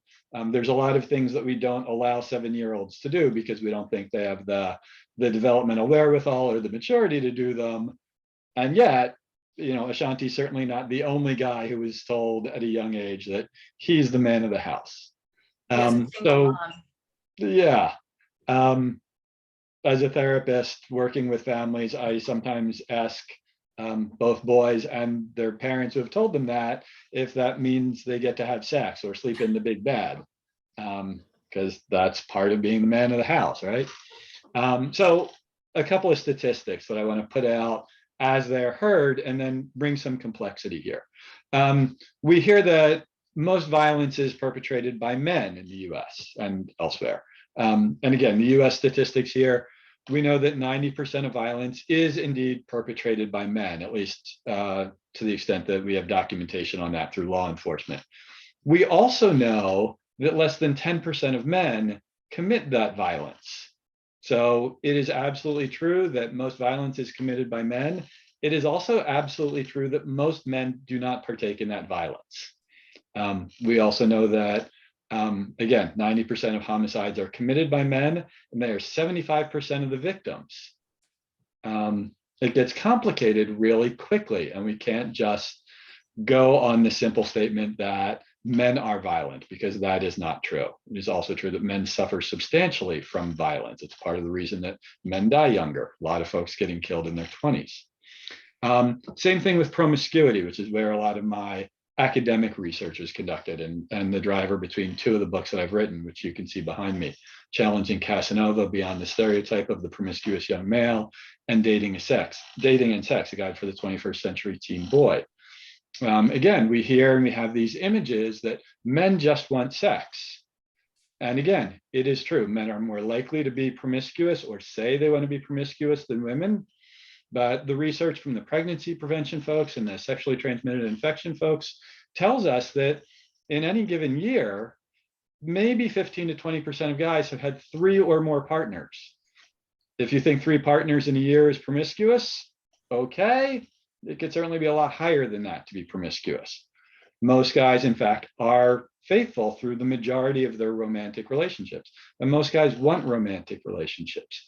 If we push that boundary on promiscuity, we see less than 5% of guys reporting that they've had 3 or more partners for each of the last 3 years. 95% of guys don't do that for 3 years or more consecutively. 80 to 85% of guys don't do that in any given year. And yet we have this image of that men are promiscuous and that it's hard to find a man who's not interested in only sex, a man who wants to have a relationship. For all of the history that we know and we have documentation on, men have voluntarily gotten married where voluntary marriage was a thing. Men voluntarily enter into dating relationships, and they do that as young as high school here in the US, sometimes even middle school. They're not required to do that, and yet they choose to do it. We can get this we can make this very complicated very quickly by looking at the reality around us. But that's not what our stereotypes do. We also hear that men want power, and Jack Kammer took this apart a little bit already.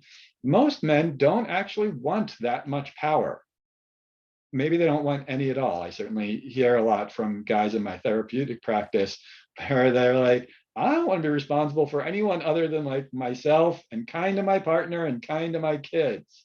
If we look at all of these big corporations and we hear about guys like Elon Musk and Mark Zuckerberg, and look at all this power that men have. But then we think about who works for those corporations. there's tens of thousands, hundreds of thousands of men who are working for those guys. And I don't know how many of those guys actually want to advance to the C-suite, as it's called now, or how many of those guys actually want to go out and create their own businesses and be their own boss. Again, most men don't seem interested in having that much power, or perhaps any power.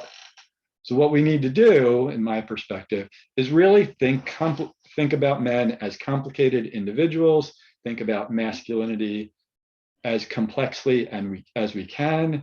And if we can do that, and we can start to see individual men as individuals with a range of strengths and weaknesses, with things that they want and strive for, and things that they're not particularly interested in, treat them all as individuals and treat them all as humans, I think that's going to help us really get to a point of equality, or at least a lot closer to equality than we are now. Again, Gayle, thank you for inviting me and giving me this time to speak. My pleasure. I want to ask you, because you work with a lot of young men in your practice, do you agree with me or not that they are comfortable with equality, diversity? They're not chauvinists. I think that most of the teenagers we have today in the US have really grown up with diversity and tolerance of different racial and ethnic groups, with equality between the sexes as kind of the bread and butter, part of the air they breathe. That said, I have also met some teenage boys in the current generation who think that's all a bunch of hogwash. So, while I think the norm has changed, perhaps the middle has moved, it's definitely not 100%. So do they think that men should be the boss, kind of a thing? Those guys talk about kind of the separate spheres doctrine that dates way back, that men should really be the primary earners. They should really have veto power and ultimate control over what goes on in a household, but that it's the woman's job to maintain the household and raise the kids. Yeah, they have that kind of perspective.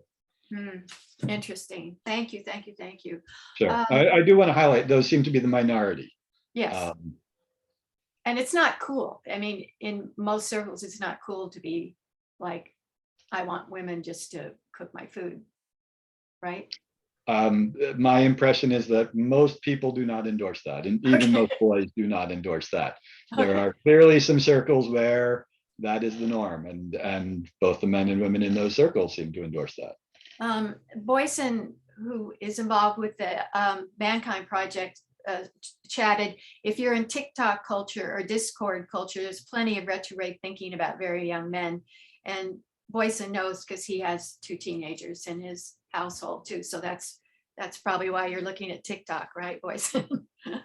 I like the complicating that you're doing, Andrew. And I'll just say, like, what I see in TikTok culture, gaming culture, Discord culture, there's a lot of really, really negative stuff from young men, 14, 15, 16-year-old boys. Yeah. Absolutely. And at this point in time, one of the most powerful insults from one guy to another is either, is some version of don't be feminine or don't be a fag, because we tend to assume that gay men are somehow effeminate.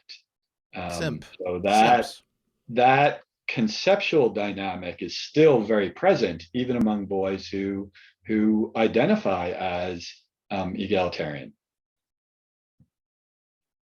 Got it. Yeah, that's what Naomi Way found, that a lot of boys were, what do they say? There's a phrase they say, no homo. No homo, yeah. Yeah, so like, I'm gonna hug you, but I'm gonna pat you on the back hard, and no homo.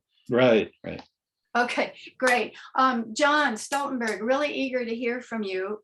John's author, well-known radical feminist, written a lot of essays, done theater. John, eager to see you and get your perspective on what's been said. I'm kind of glad you're going at the end so you can give your overview. Thank you, Gayle.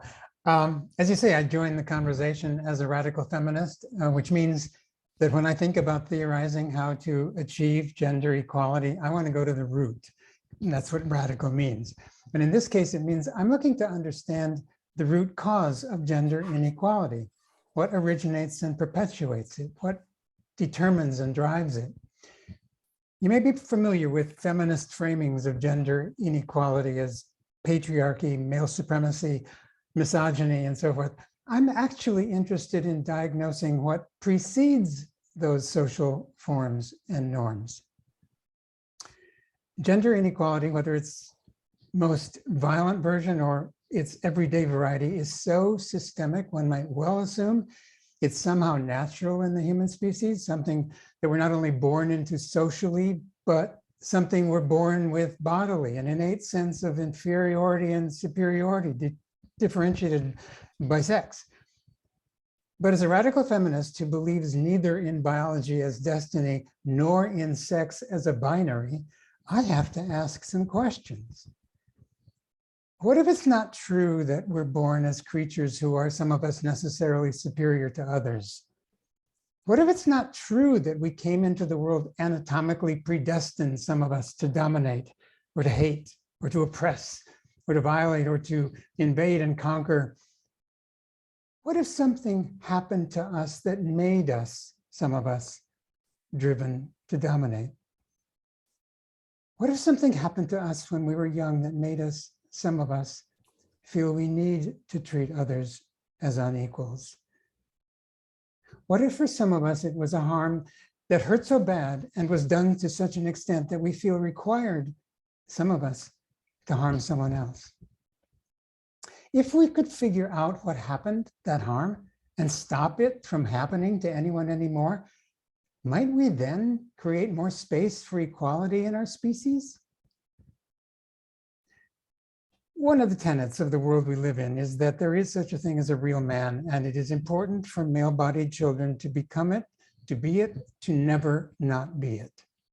So lately, I've been thinking about what it means that most humans who are assigned male at birth are subjected to traumatic shaming about not being a real enough boy and then not being a real enough man. It's gender policing through derogation. It begins early in childhood. It can haunt someone for a lifetime, like an unrecovered memory of abuse. And it can be triggered in an instant, because what that traumatic shaming does is condition the fight or flight instinct of our autonomic nervous system to identify real manhood as dominance. So whenever that manhood identified identity is challenged or impugned, is made to feel worthless, it fights back. It retaliates, or it makes someone else feel worthless instead. It acts as if its life is endangered, but really only its dominance identified gender identity has been besmirched. One's life and that gender identity may seem the same, but they're not. They're really not. I've also been thinking about what that autonomic nervous system conditioned gender identity crisis does to our sense of ourselves and how we regard others. I've been thinking about how this near universal experience of traumatic shaming may be a biographical point of entry for opening up conversations about how the tyranny of male supremacy and the tyranny of white supremacy are intimately linked. So now as I think about solutions to gender inequality through a radical feminist lens based on a diagnosis of the root cause of it, two strategies come to mind. The first strategy is cultural and political. The first strategy is to de-absolutize gender. Make the gender binary not compulsory. Don't police it. Stop derogating diversity and divergence. Stop passing laws to punish conscientious objectors. Support the movement for anti-normative gender pluralism as intrinsic sabotage of gender inequality. The second solution is personal and parental. The second solution is also to de-absolutize gender. Stop traumatizing male-bodied humans into manhood. Stop harming their bodies and shaming their brains with the fiction that they are not real enough boy, not tough enough, that they're not unempathetic enough, not dangerous enough, not unemotional enough, not combat ready enough. Stop training male-bodied young people how to be a somebody who is a nobody unless they put someone else down. Stop inculcating the fear of failure as a real boy that drives male-bodied human children into a lifetime identity that they cannot achieve without inequality. Instead, start fortifying male-bodied children against the myth of manhood as an identity supposedly based in material anatomy, but that disappears if it does not dominate. And start helping male-bodied children center their sense of self elsewhere, in ethics, in how they become a more human person the more they treat other human persons equally. I have a radical faith, or maybe a hunch, that if we deepen our diagnosis of manhood as a fictive identity fundamentally dependent on hierarchy and dominance for its existence, we will discover at the same root the reason so many white people fear the demographic diminishment of their specious race. Thanks. Thanks, John. You gave us a lot to think about.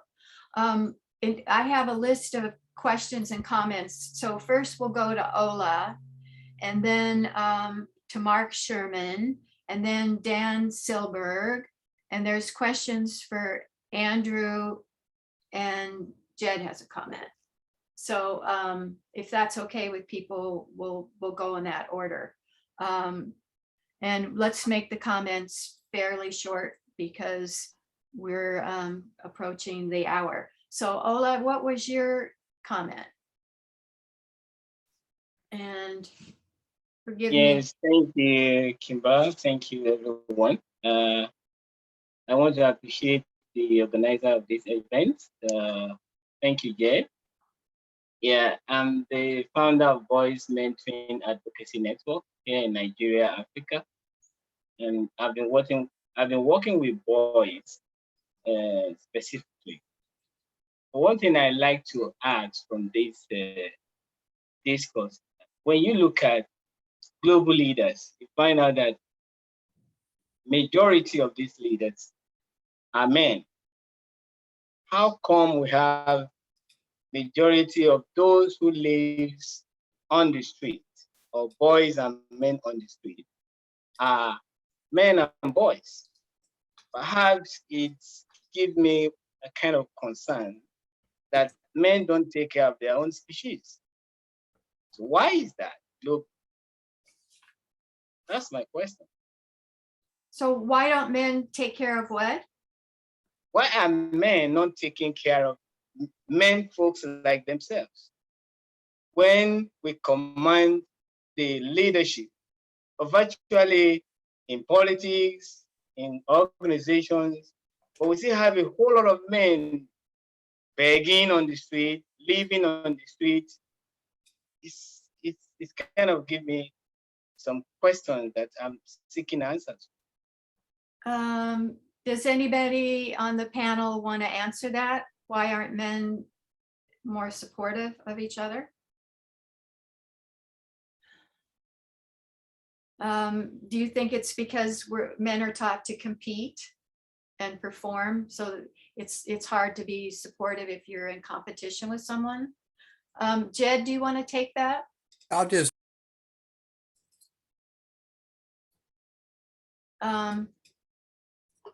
So Morgan, can we go to Jed?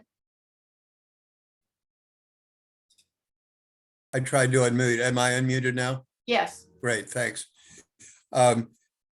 Just a comment from something that's very obvious to me from this panel, and particularly after hearing John speak. I think one of the things that keeps us disconnected is the labels that either we put on ourselves or get put on us. And that clearly when we actually talk to each other and we listen to each other, a lot of the seemingly disagreements and disconnections and stereotypes start to go away. And I just think more opportunities need to happen like these, where men can come together beyond the stereotypes and beyond the labels to just talk from the heart. And I really appreciated John's and the others. John just happened to be the last one and spoke particularly deeply to me. Maybe it's because I haven't seen him in a long time, but thank you. Okay. I think we answered that a little bit, so that's a start. Mark Sherman, who's one of the contributors to the book, said, and maybe Andrew, you want to take this, that for a long time it's been, and I hear this all the time from young men as well, that girls are friends with the nice guys, but the ones that they want to go out with and are romantically attracted with are the bad boys, the not so nice boys. So Andrew, do you want to take that since you're our expert in teen boys? Sure. Although I actually want to go back to Ola's question there for a moment. Great. And I think that, and again, my knowledge basis is really the US here. There are a lot of political gains to be made by men not taking care of all men, but instead pitting one group of men against another. And certainly if we look at kind of what's important to the half of the population that has relatively low income or below median income levels, it's very clear that those folks often get told that helping out the less fortunate will mean that those folks in the bottom half move farther down instead of moving farther up. So I think there's a real political dimension to those issues. But I'm going to pivot now to Mark's question through Gayle. When I go through this in a fair amount of detail in the book Challenging Casanova, but our culture shifted about 45 years ago, to really promoting bad boys in a way that we hadn't. We used to promote those good guys. My current favorite media good guy is Steve Rogers, Captain America from the Marvel Cinematic Universe, who embodies very much a 1940s US image of what it means to be a good man. And that was the wording we used, good man. Today we talk about real men, a term that really became popular in the late 70s and early 80s. But if you look at those older movies and older TV shows and older books, that was the encouragement for boys, and that was what we saw on screen. Today, here in 2022, we're at a point where even Disney, right, the big family corporation, like in the movie series The Descendants, they're promoting the bad kids. And there's this whole song and dance about it's good to be bad. We've really shifted what we want. And, again, because our culture relies heavily on stereotypes and these mediated images, a lot of folks go along with them. And so, yeah, girls want bad boys because there's a lot of encouragement for girls to go for bad boys, to have some fun before they settle down. I don't know that bad boys are fun, but I guess it's exciting, which is maybe different. We're going to go to Mark Sherman now. Hi, Mark, one of the contributors, New York author. Yeah, thank you. I appreciate that. No, thank you, Andrew. Let me go away from that. I could argue a lot about that because in the 1950s, it was like that and media almost didn't exist then. Something troubles me deeply, and that's these T-shirts which say, "The future is female," which sometimes mothers of sons wear. And I have, I mention this all the time, 5 grandsons. The oldest is 16, the youngest is 4. And I really wonder, what is the message being sent out, applauded by feminists, applauded sometimes in the media, of that message to our sons and grandsons who are not doing half as well? Maybe that's an exaggeration, as girls in school. They are not doing great. And the message they are getting is the future is female. And then we wonder why some of these boys become angry at the world. I just would like someone to answer that and make me feel a little better. Warren's big on that. Are you still around, Warren? I don't see Warren. He's there. He's there. Okay. He's muted. All right. Unmute the dude. Warren, speak. The dude is unmuted. Yeah, I think that when we say the end of men and it becomes a famous, best-selling book, "And the Future is Female." And guys that I interview in high school are feeling that they're told that we live in a patriarchal world and you're part of the patriarchy. I had a man who was a cab driver that I met who said he gave up his desire to be an artist to drive a cab all his life at 70 hours a week. He hated it more than 30 hours a week. But he wanted his one daughter that he had to be the first person in their family to go to college. And he finally made it, exhausting himself and having a heart attack in the process. And he said, my daughter came back in the first holiday weekend and said that I was part of the oppressor group and that I was, that I was part of the patriarchy and that I should understand that about myself. And he said, I came close to committing suicide. I felt all of my life, my desire to be an artist, the desire to follow the glint in my eye. It was like, it just was wasted. So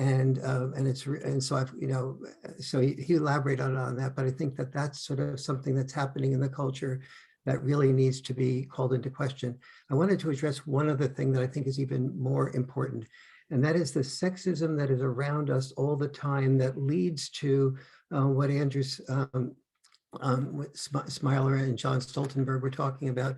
And that is, I saw in the New York Times just a couple of days ago, this front page picture that was also a front page picture in the Wall Street Journal.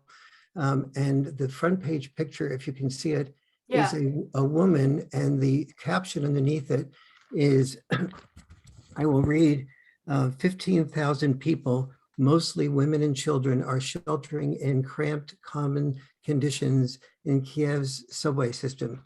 What isn't asked of us is the law, the requirement in Ukraine now is for every US citizen who is male between the ages of 18 and 60 must fight and not be able to leave the country. Whereas any female, even if so the 60-year-old male who's a grandfather and a father has to fight, has to not leave the country, but a 20-year-old female who is not a parent has no requirement whatsoever. So then we take that lack of requirement on the part of the female and her choice to either stay or leave Ukraine, and then the ones that choose to stay, we then in the New York Times call them the victim and focus only on their victimhood. And so it's the pressure on men is not just an encouragement, it is the law requiring that man, even if he's 60 years of age and has all these children, to do nothing but fight. And so, and then the lack of appreciation for it by focusing on the female as victim, as opposed to paying any attention in the New York Times as the male as victim. And of course, if we reverse that and required all women between the ages of 18 and 60 to fight, and we gave men the choice at any age to leave the country, we would recognize that for the sexism it is, and we certainly wouldn't put it in the front page of the New York Times as males being the oppressed ones. And so this is around us all the time, not just with the male only draft requirement when our sons are 18. And yet what Mark is talking about in high school, none of this is empathized, nor is somebody saying, isn't it wonderful that men died as construction workers to build this shelter that is now sheltering women and children? You'll never find anything like that in the New York Times. And so this is what makes so many men feel that they are unappreciated. It used to be that men were always required to be the ones to die, but at least we were called the hero and we had a social bribes of appreciation to do that dying. Warren, since you're on, Dan Silberg wonders what kind of models or holistic programs are so that we help raise little boys to have whole options, because by 3 or 4 they know boys shouldn't be sissies or cry or wear pink, or if their mom's single they should be the man of the family. How do we educate? Now, we have a great opportunity here. We no longer require the United States nearly so many men to go off to war and die. and women have been handling and sharing more responsibility for earning the breadwinning. So so rather than having boys having this purpose of, dying, we have this opportunity to say, son, what do you want to do? What are you inspired to do? And when the son has a dream, mothers are usually very good at encouraging the son or the daughter to pursue their dream. Dads are oftentimes more focused on the boundary enforcement to get the children to have the discipline to pursue that dream. And so I think having checks and balance parenting, like you talk about in your 50-50 parenting book, Gayle, having the checks and balance parenting of seeing the value of our children having the boundary enforcement that dads are more likely, but sometimes it's reversed, to have their children required to do, combined with the nurturing and the protecting and the identification of the dream that the average mother is more likely to do. Having both of those types of parenting, the child exposed to that, so that children, both girls and boys, can have dreams today that we were never able to afford to have them have in the past. And so, but then also have the discipline that oftentimes does not happen as much in single parent families, as the mother responds more to feeling sad if the boy has been bullied, let's say at school. And so therefore he doesn't have to focus on eating as many peas in order to get his ice cream. Whereas the dad has said, sorry, would be more likely to say, sorry, you had a terrible day at school, but you still have to finish your peas in order to have your ice cream. And therefore the dad and the mom together create both the dream and the postponed gratification that's necessary for success in the world. And so I think that those, we have enormous opportunities for young boys today, but we have to realize that boys need their biological father, because that's half of them. And they look in the mirror and they see that half of them that is that biological dad. And when that biological dad has abandoned them or is missing or is forced to be away from them, I've seen so deeply how much they are likely to suffer, even though single moms are among the most hardworking and overwhelmed people in the country. Yeah, thanks. George Simons, could you, let me see where you are. Morgan, can you find him? George is also a contributor to the book and lives in France and has, so George Simons. What's going on? Simons. There he is. Okay. Well, I got a house.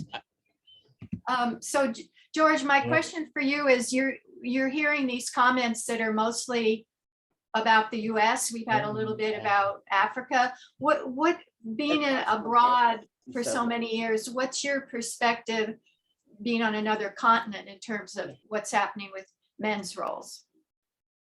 Well, that's a very big question. Yeah. George, we don't hear you.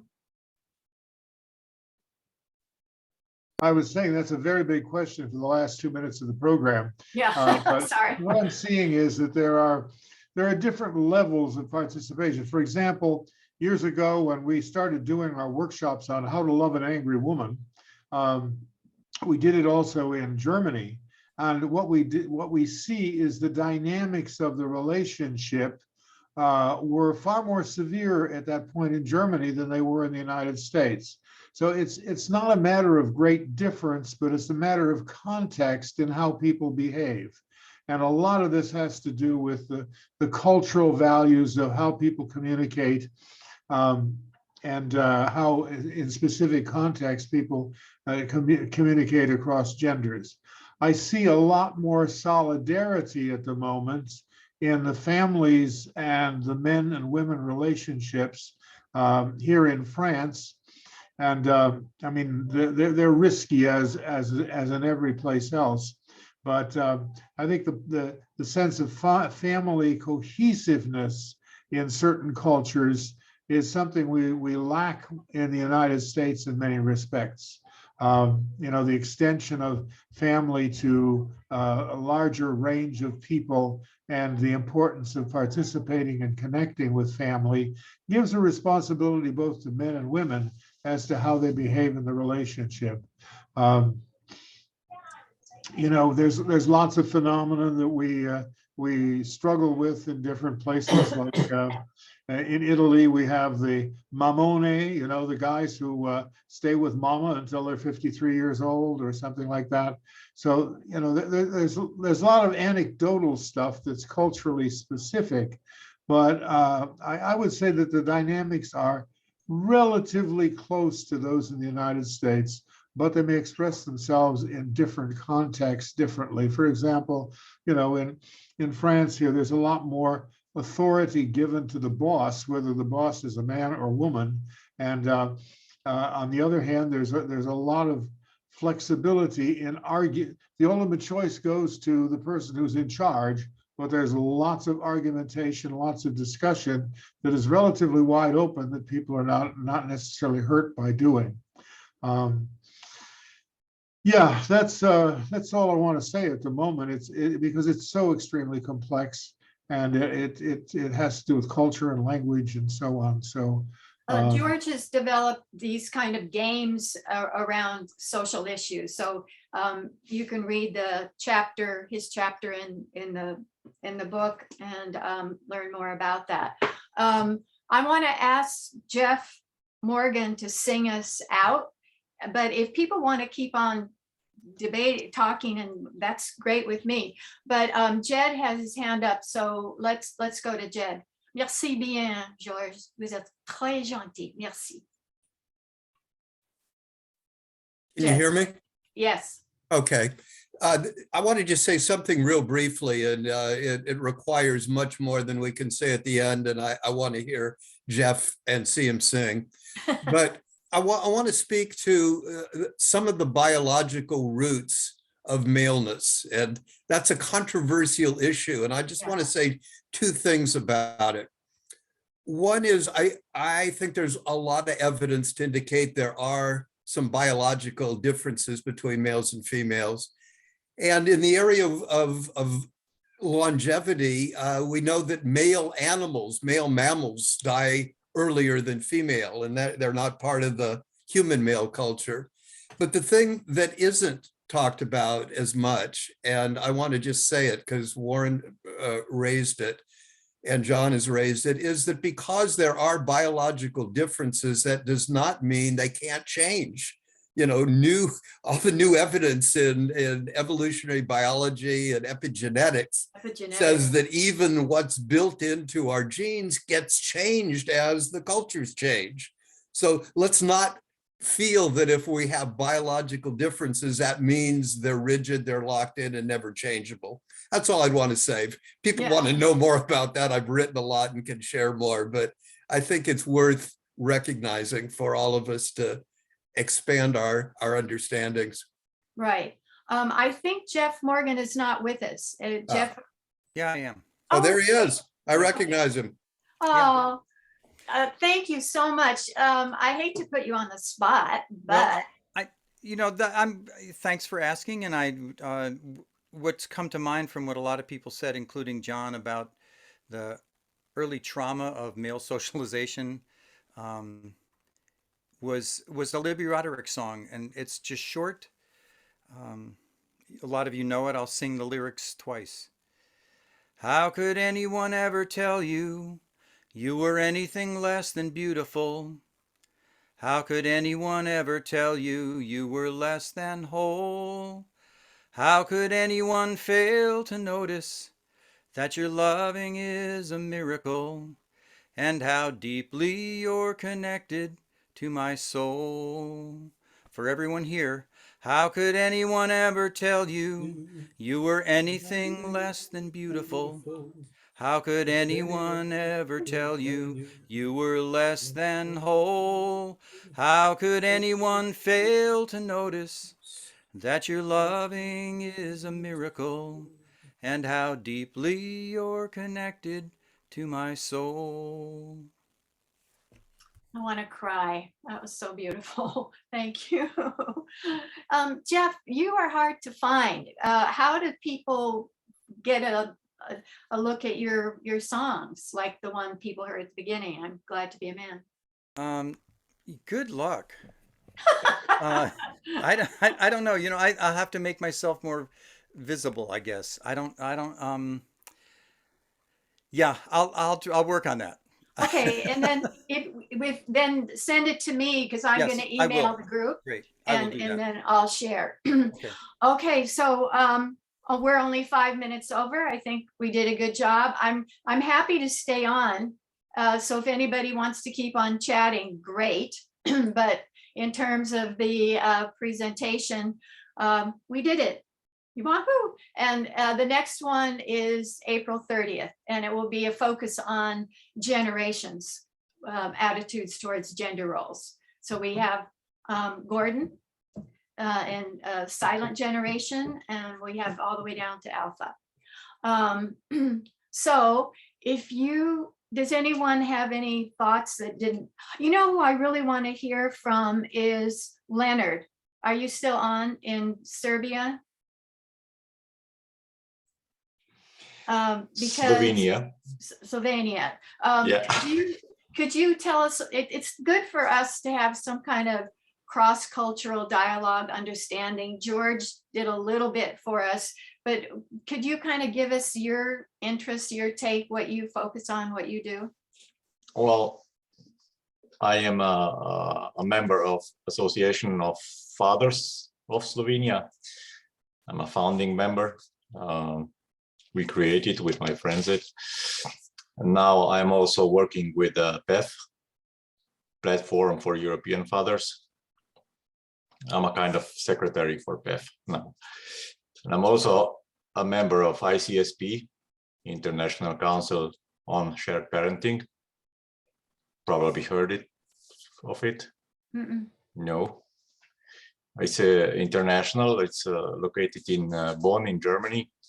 But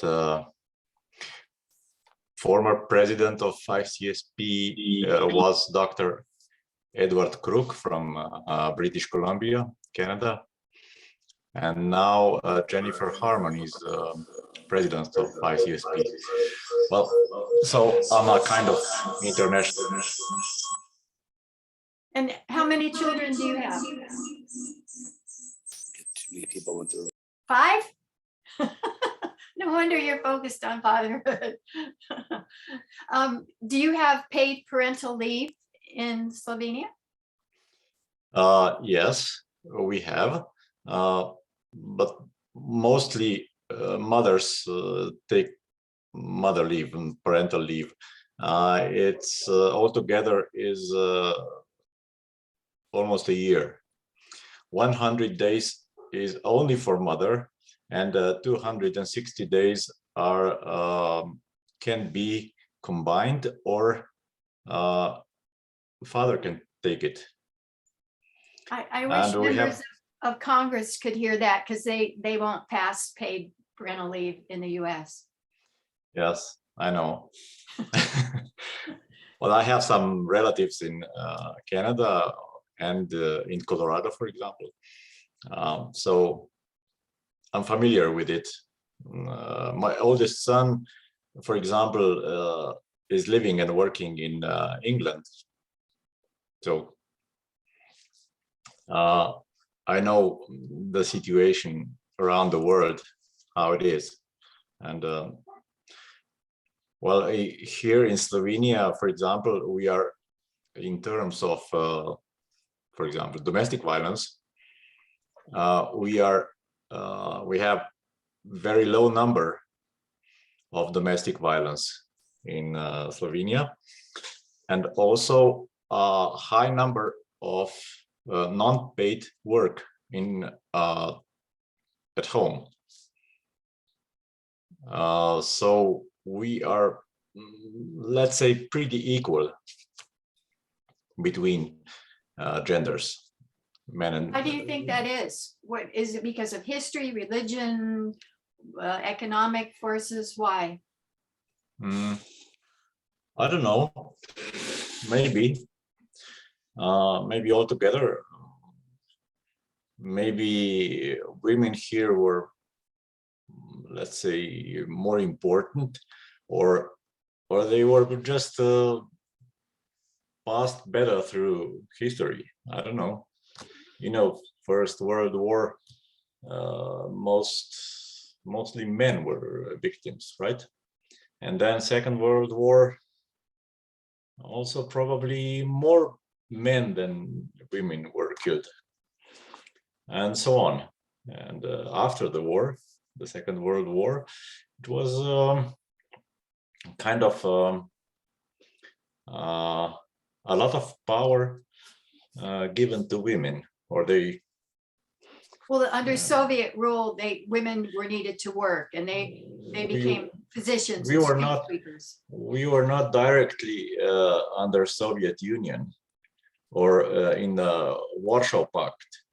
Warsaw, you know, we were not aligned, non-aligned country. Yugoslavia was a non-aligned country, and it was only 3 years after the Second World War it was together with Soviet Union, with Stalin and communists or Bolsheviks, and then we were kind of independent here in the middle between East and West. We were in the middle, but still we have socialism. And okay, that's history, but I don't know. I think that women now in Slovenia have a lot of power, and in some areas that is not good, because in social work and at family court, for example, there are no men in family court, and social services, female, and these areas they are crucial for men, us, for fathers, and after divorce, now the rate for the last 10 years is about 5% of fathers get children after divorce.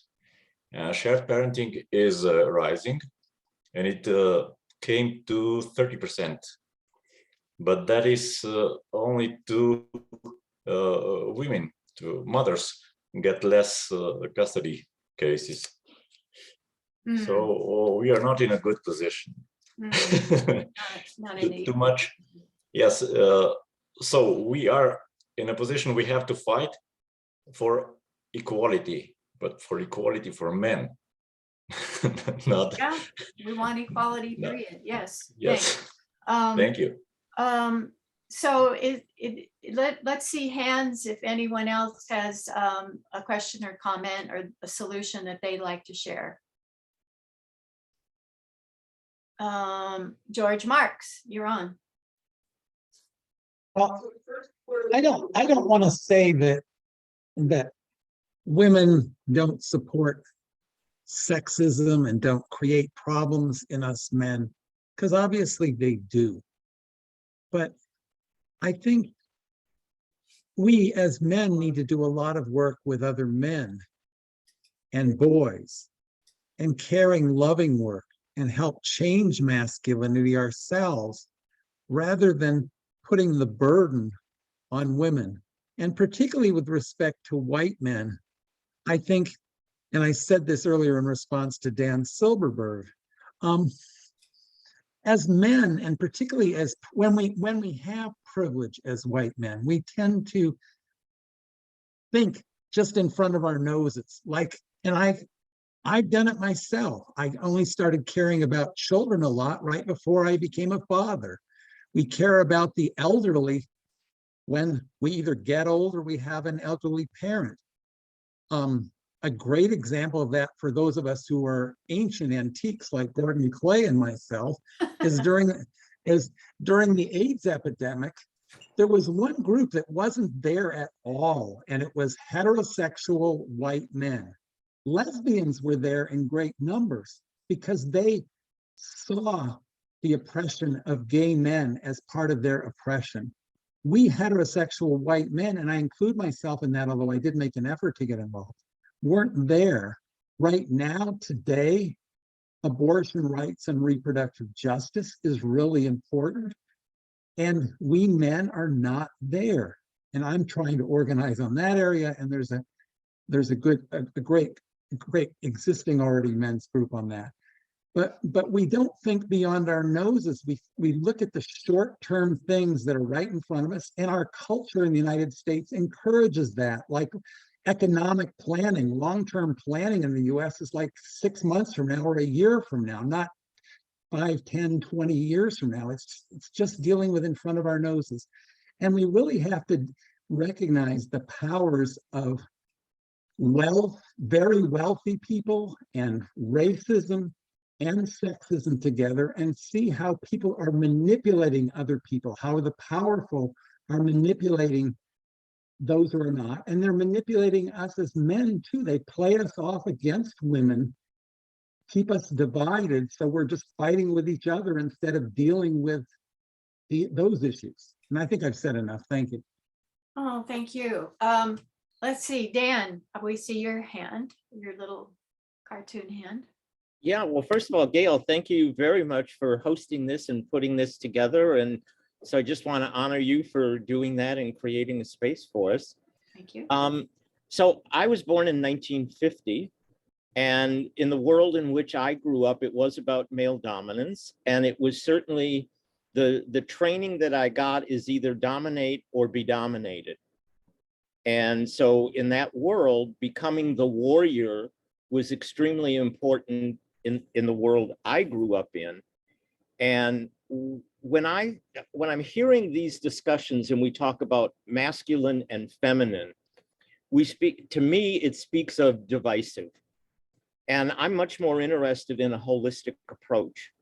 And so I think both men and women can move to sovereignty, to their personal sovereignty and to their sovereignty in the world. And so when I look at women and attributes, generative, creative, loving, actually powerful. Men, on the other hand, are more to the warrior side. They're more strength. And where this evolution really works is that a woman's generative and creative knowledge, when accepted by a man who goes out in the world to bring back that opportunity, that circle of life is where I've seen very few couples actually integrate. And as long as we continue to talk men and women, we're always on the divisive side of the game. And so when I hear stories, right, I listen to people's stories, how can they actually elevate that story much more to the mythological? And it is what brings out our humanness. It is like what brings out Robert Bly, Iron Man did. Right? So I don't know if we have time for a very quick story, but if you do, I'll share one with you. Let's come back to you because Eric and Ola have questions, and then I promise we'll come back for the story. So Eric. Oh, shocking. Hello, everybody. It's really amazing. Eric is in the book and has fascinating stories to tell and was raised in Berlin and the US and Australia. Yeah, and by tantric women, especially companionships. I actually don't have a question. I'm sorry, I'm just guided here. Yeah, what I just wanted to say, we're talking a lot about the problems, and it's so important to point out all the different symptoms. But so far, what's a bit lacking is, or what I want to say is, a big part of the solution is to give the males, as well as the females, growing up in this labyrinth of a problem sphere, and experience what does it feel like to be in the solution sphere, where is male-female harmony. And my path from being in 1971, I'm born in 1971, I'm 50 now, growing up in like a cardboard box, non-feeling environment in Germany.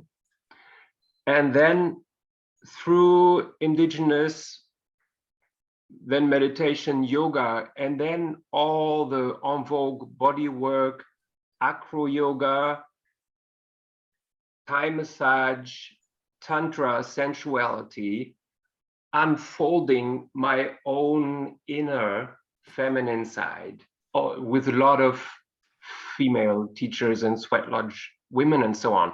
And I was the only guy hanging out with 12 naked women for a year in a sweat lodge. So I was among the females, and they were no longer like a different extraterrestrial species, but they just like became my sisters, soul to soul. There was no more difference, no more fear. Eric, I'm going to interrupt you and say, if people want to contact you in terms of developing your youth leader magazine instruction about raising healthy boys, I don't know how we're going to organize it, but how can they contact you? Maybe put it in the chat. Yeah, we'll just get together, put my email there, but I think we'll also do this via you.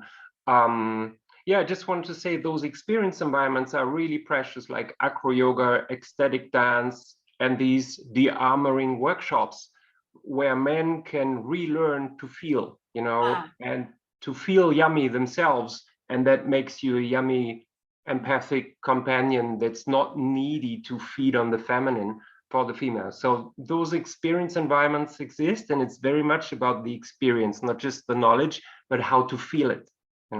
That's just what I want to say. And those methods exist, so much already. Thank you, thank you, thank you. Ola. I have a puppy. This is I know that. Yeah, that's good. So good to see your puppy. Thanks so much for organizing this event. Honestly, it's a great way to harness what I do every month as well. I have a platform which I have a global discourse on Boys Future Boys Challenge every month. And Gayle, I want to respectfully invite you to be on the panel on the 19th of March. And they will be looking at the boy wound, source of male miserable experience. Because when you look at the source of male miserable experience or experiences, you find out it comes from the wound we carry, whether from the gender roles that were given to us, whether from the educational factors or relationship to our violence and anti-social behavior, or the environmental factors or the social or psychological factors, and how we can heal this wound that we carry from boyhood that possibly is here affecting us today. So with that being said, I don't know if you would be glad if I can get your email address and just mail you the information. Sure. And if there's anyone in the panel, seated, who would love to be on the panelists, it's still open. We've got like two or more, 3 people to go. So we have the right of Allison. We need to end by 11:30 because our tech is leaving. So put your email in the chat so people can contact you. So a question was, what's this book we're talking about? And it's a global dialogue on masculinity, 33 men speak out. And it has many of the men who've been in the call today, interviews with them. And the ebook is $10. So it's certainly affordable. We were gonna come back to for a story from who? Okay, we're leaving at 11:30, so hit it. Dan Silberberg. Yeah. Right. Oh, thank you. So very quickly, in my work with men, I ask them to tell me their story. And the reason I ask them to tell me the story is because for the most part, it's never the truth. And so a young man tells me his story that when I was born, I was pronounced dead. And this effing asshole doctor revived me. And when I went home, my mother, who was bipolar, left when I was 4. My father, in his grief, seemed to only want to connect with my sister. And I don't even know why I'm here or why I even need to stay around. This is a man's story, the way he told it. And if you ask any man what his story is, it's probably a lie. And what would happen if you were to remythologize it? So I asked him to remythologize the story and tell the truth. And like all good men, he's like, I don't want to fail at this, so I'm not even going to try. So after 3 or 4 attempts, he said, well, what is my story? I said, here's your story. When you were born, the umbilical cord was wrapped around your neck and you were pronounced dead. There was, however, an amazing doctor who could see the gift, genius, and light that you were here to bring into the world. And under no circumstance was he going to let you not come into the universe. And while you went home, and yes, your mother was bipolar, she actually came back, is what you've told me, when you were a teenager, and there was no doubt that she actually loved you more than anything. And while it appears to you that your father was only giving attention to your sister, it should be pretty evident that out of the side of his eye, he was watching you all the time and ensured that you would grow up to be a strong man. Yeah? So are you with me so far? And he's like, yeah. And I'm like, so at the end of the day, it's your genius, your gift, and your light that was meant to be brought into this world. What are you now going to do with it? And so the ability to remythologize a boy, particularly, works for women as well, but I work with men, to remythologize their potential, their genius, their gift, their light to be brought into the world. And the next phase of that then is the inner child work. How much of you did you leave behind to find yourself to be acceptable? And so working in this idea of men and women to become sovereign is the idea that it's not you who assumes the throne, it's your inner child. And when that is reintegrated and you are defragmented, in your wholeness, you are here to bring your gifts and genius into the world. I like voice dialogue, their therapeutic approach for integrating our parts to, okay, good, we did it. It's almost 11:30. I think I want to remind everyone, make sure I have your email. If you got my notes yesterday, I have your email. If you didn't get the notes, email me. And it's gkimball, I'm typing it right now, at csuchico.edu. So if you didn't get the notes, email me. Okay, thank you. And we're doing another panel on April 30th. So we will keep in touch, and we'll keep in touch with Eric's idea of some kind of curriculum. So thanks, everybody. And Morgan, you're in charge now.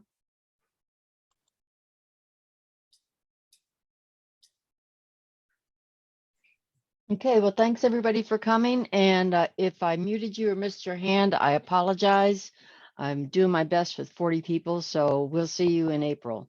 Take care.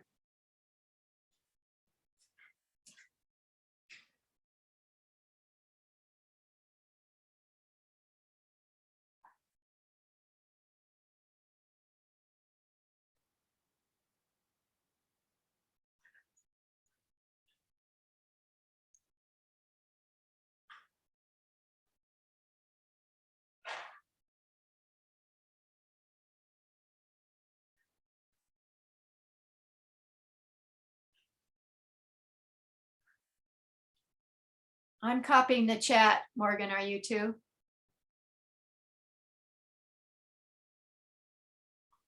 Yes, Gail, I've got it in a text file. Okay, great. I'm just getting the very last one. Okay. This was really good. Thank you for inviting me. Oh, thank you. I couldn't have done it without you. My goodness. Thank you. Okay, I've got the whole chat. All right. Let's go ahead and end the meeting instead of just leaving the meeting, Gail. You know the Okay. difference? Talk to you later. All right, take care. Bye-bye. Ciao.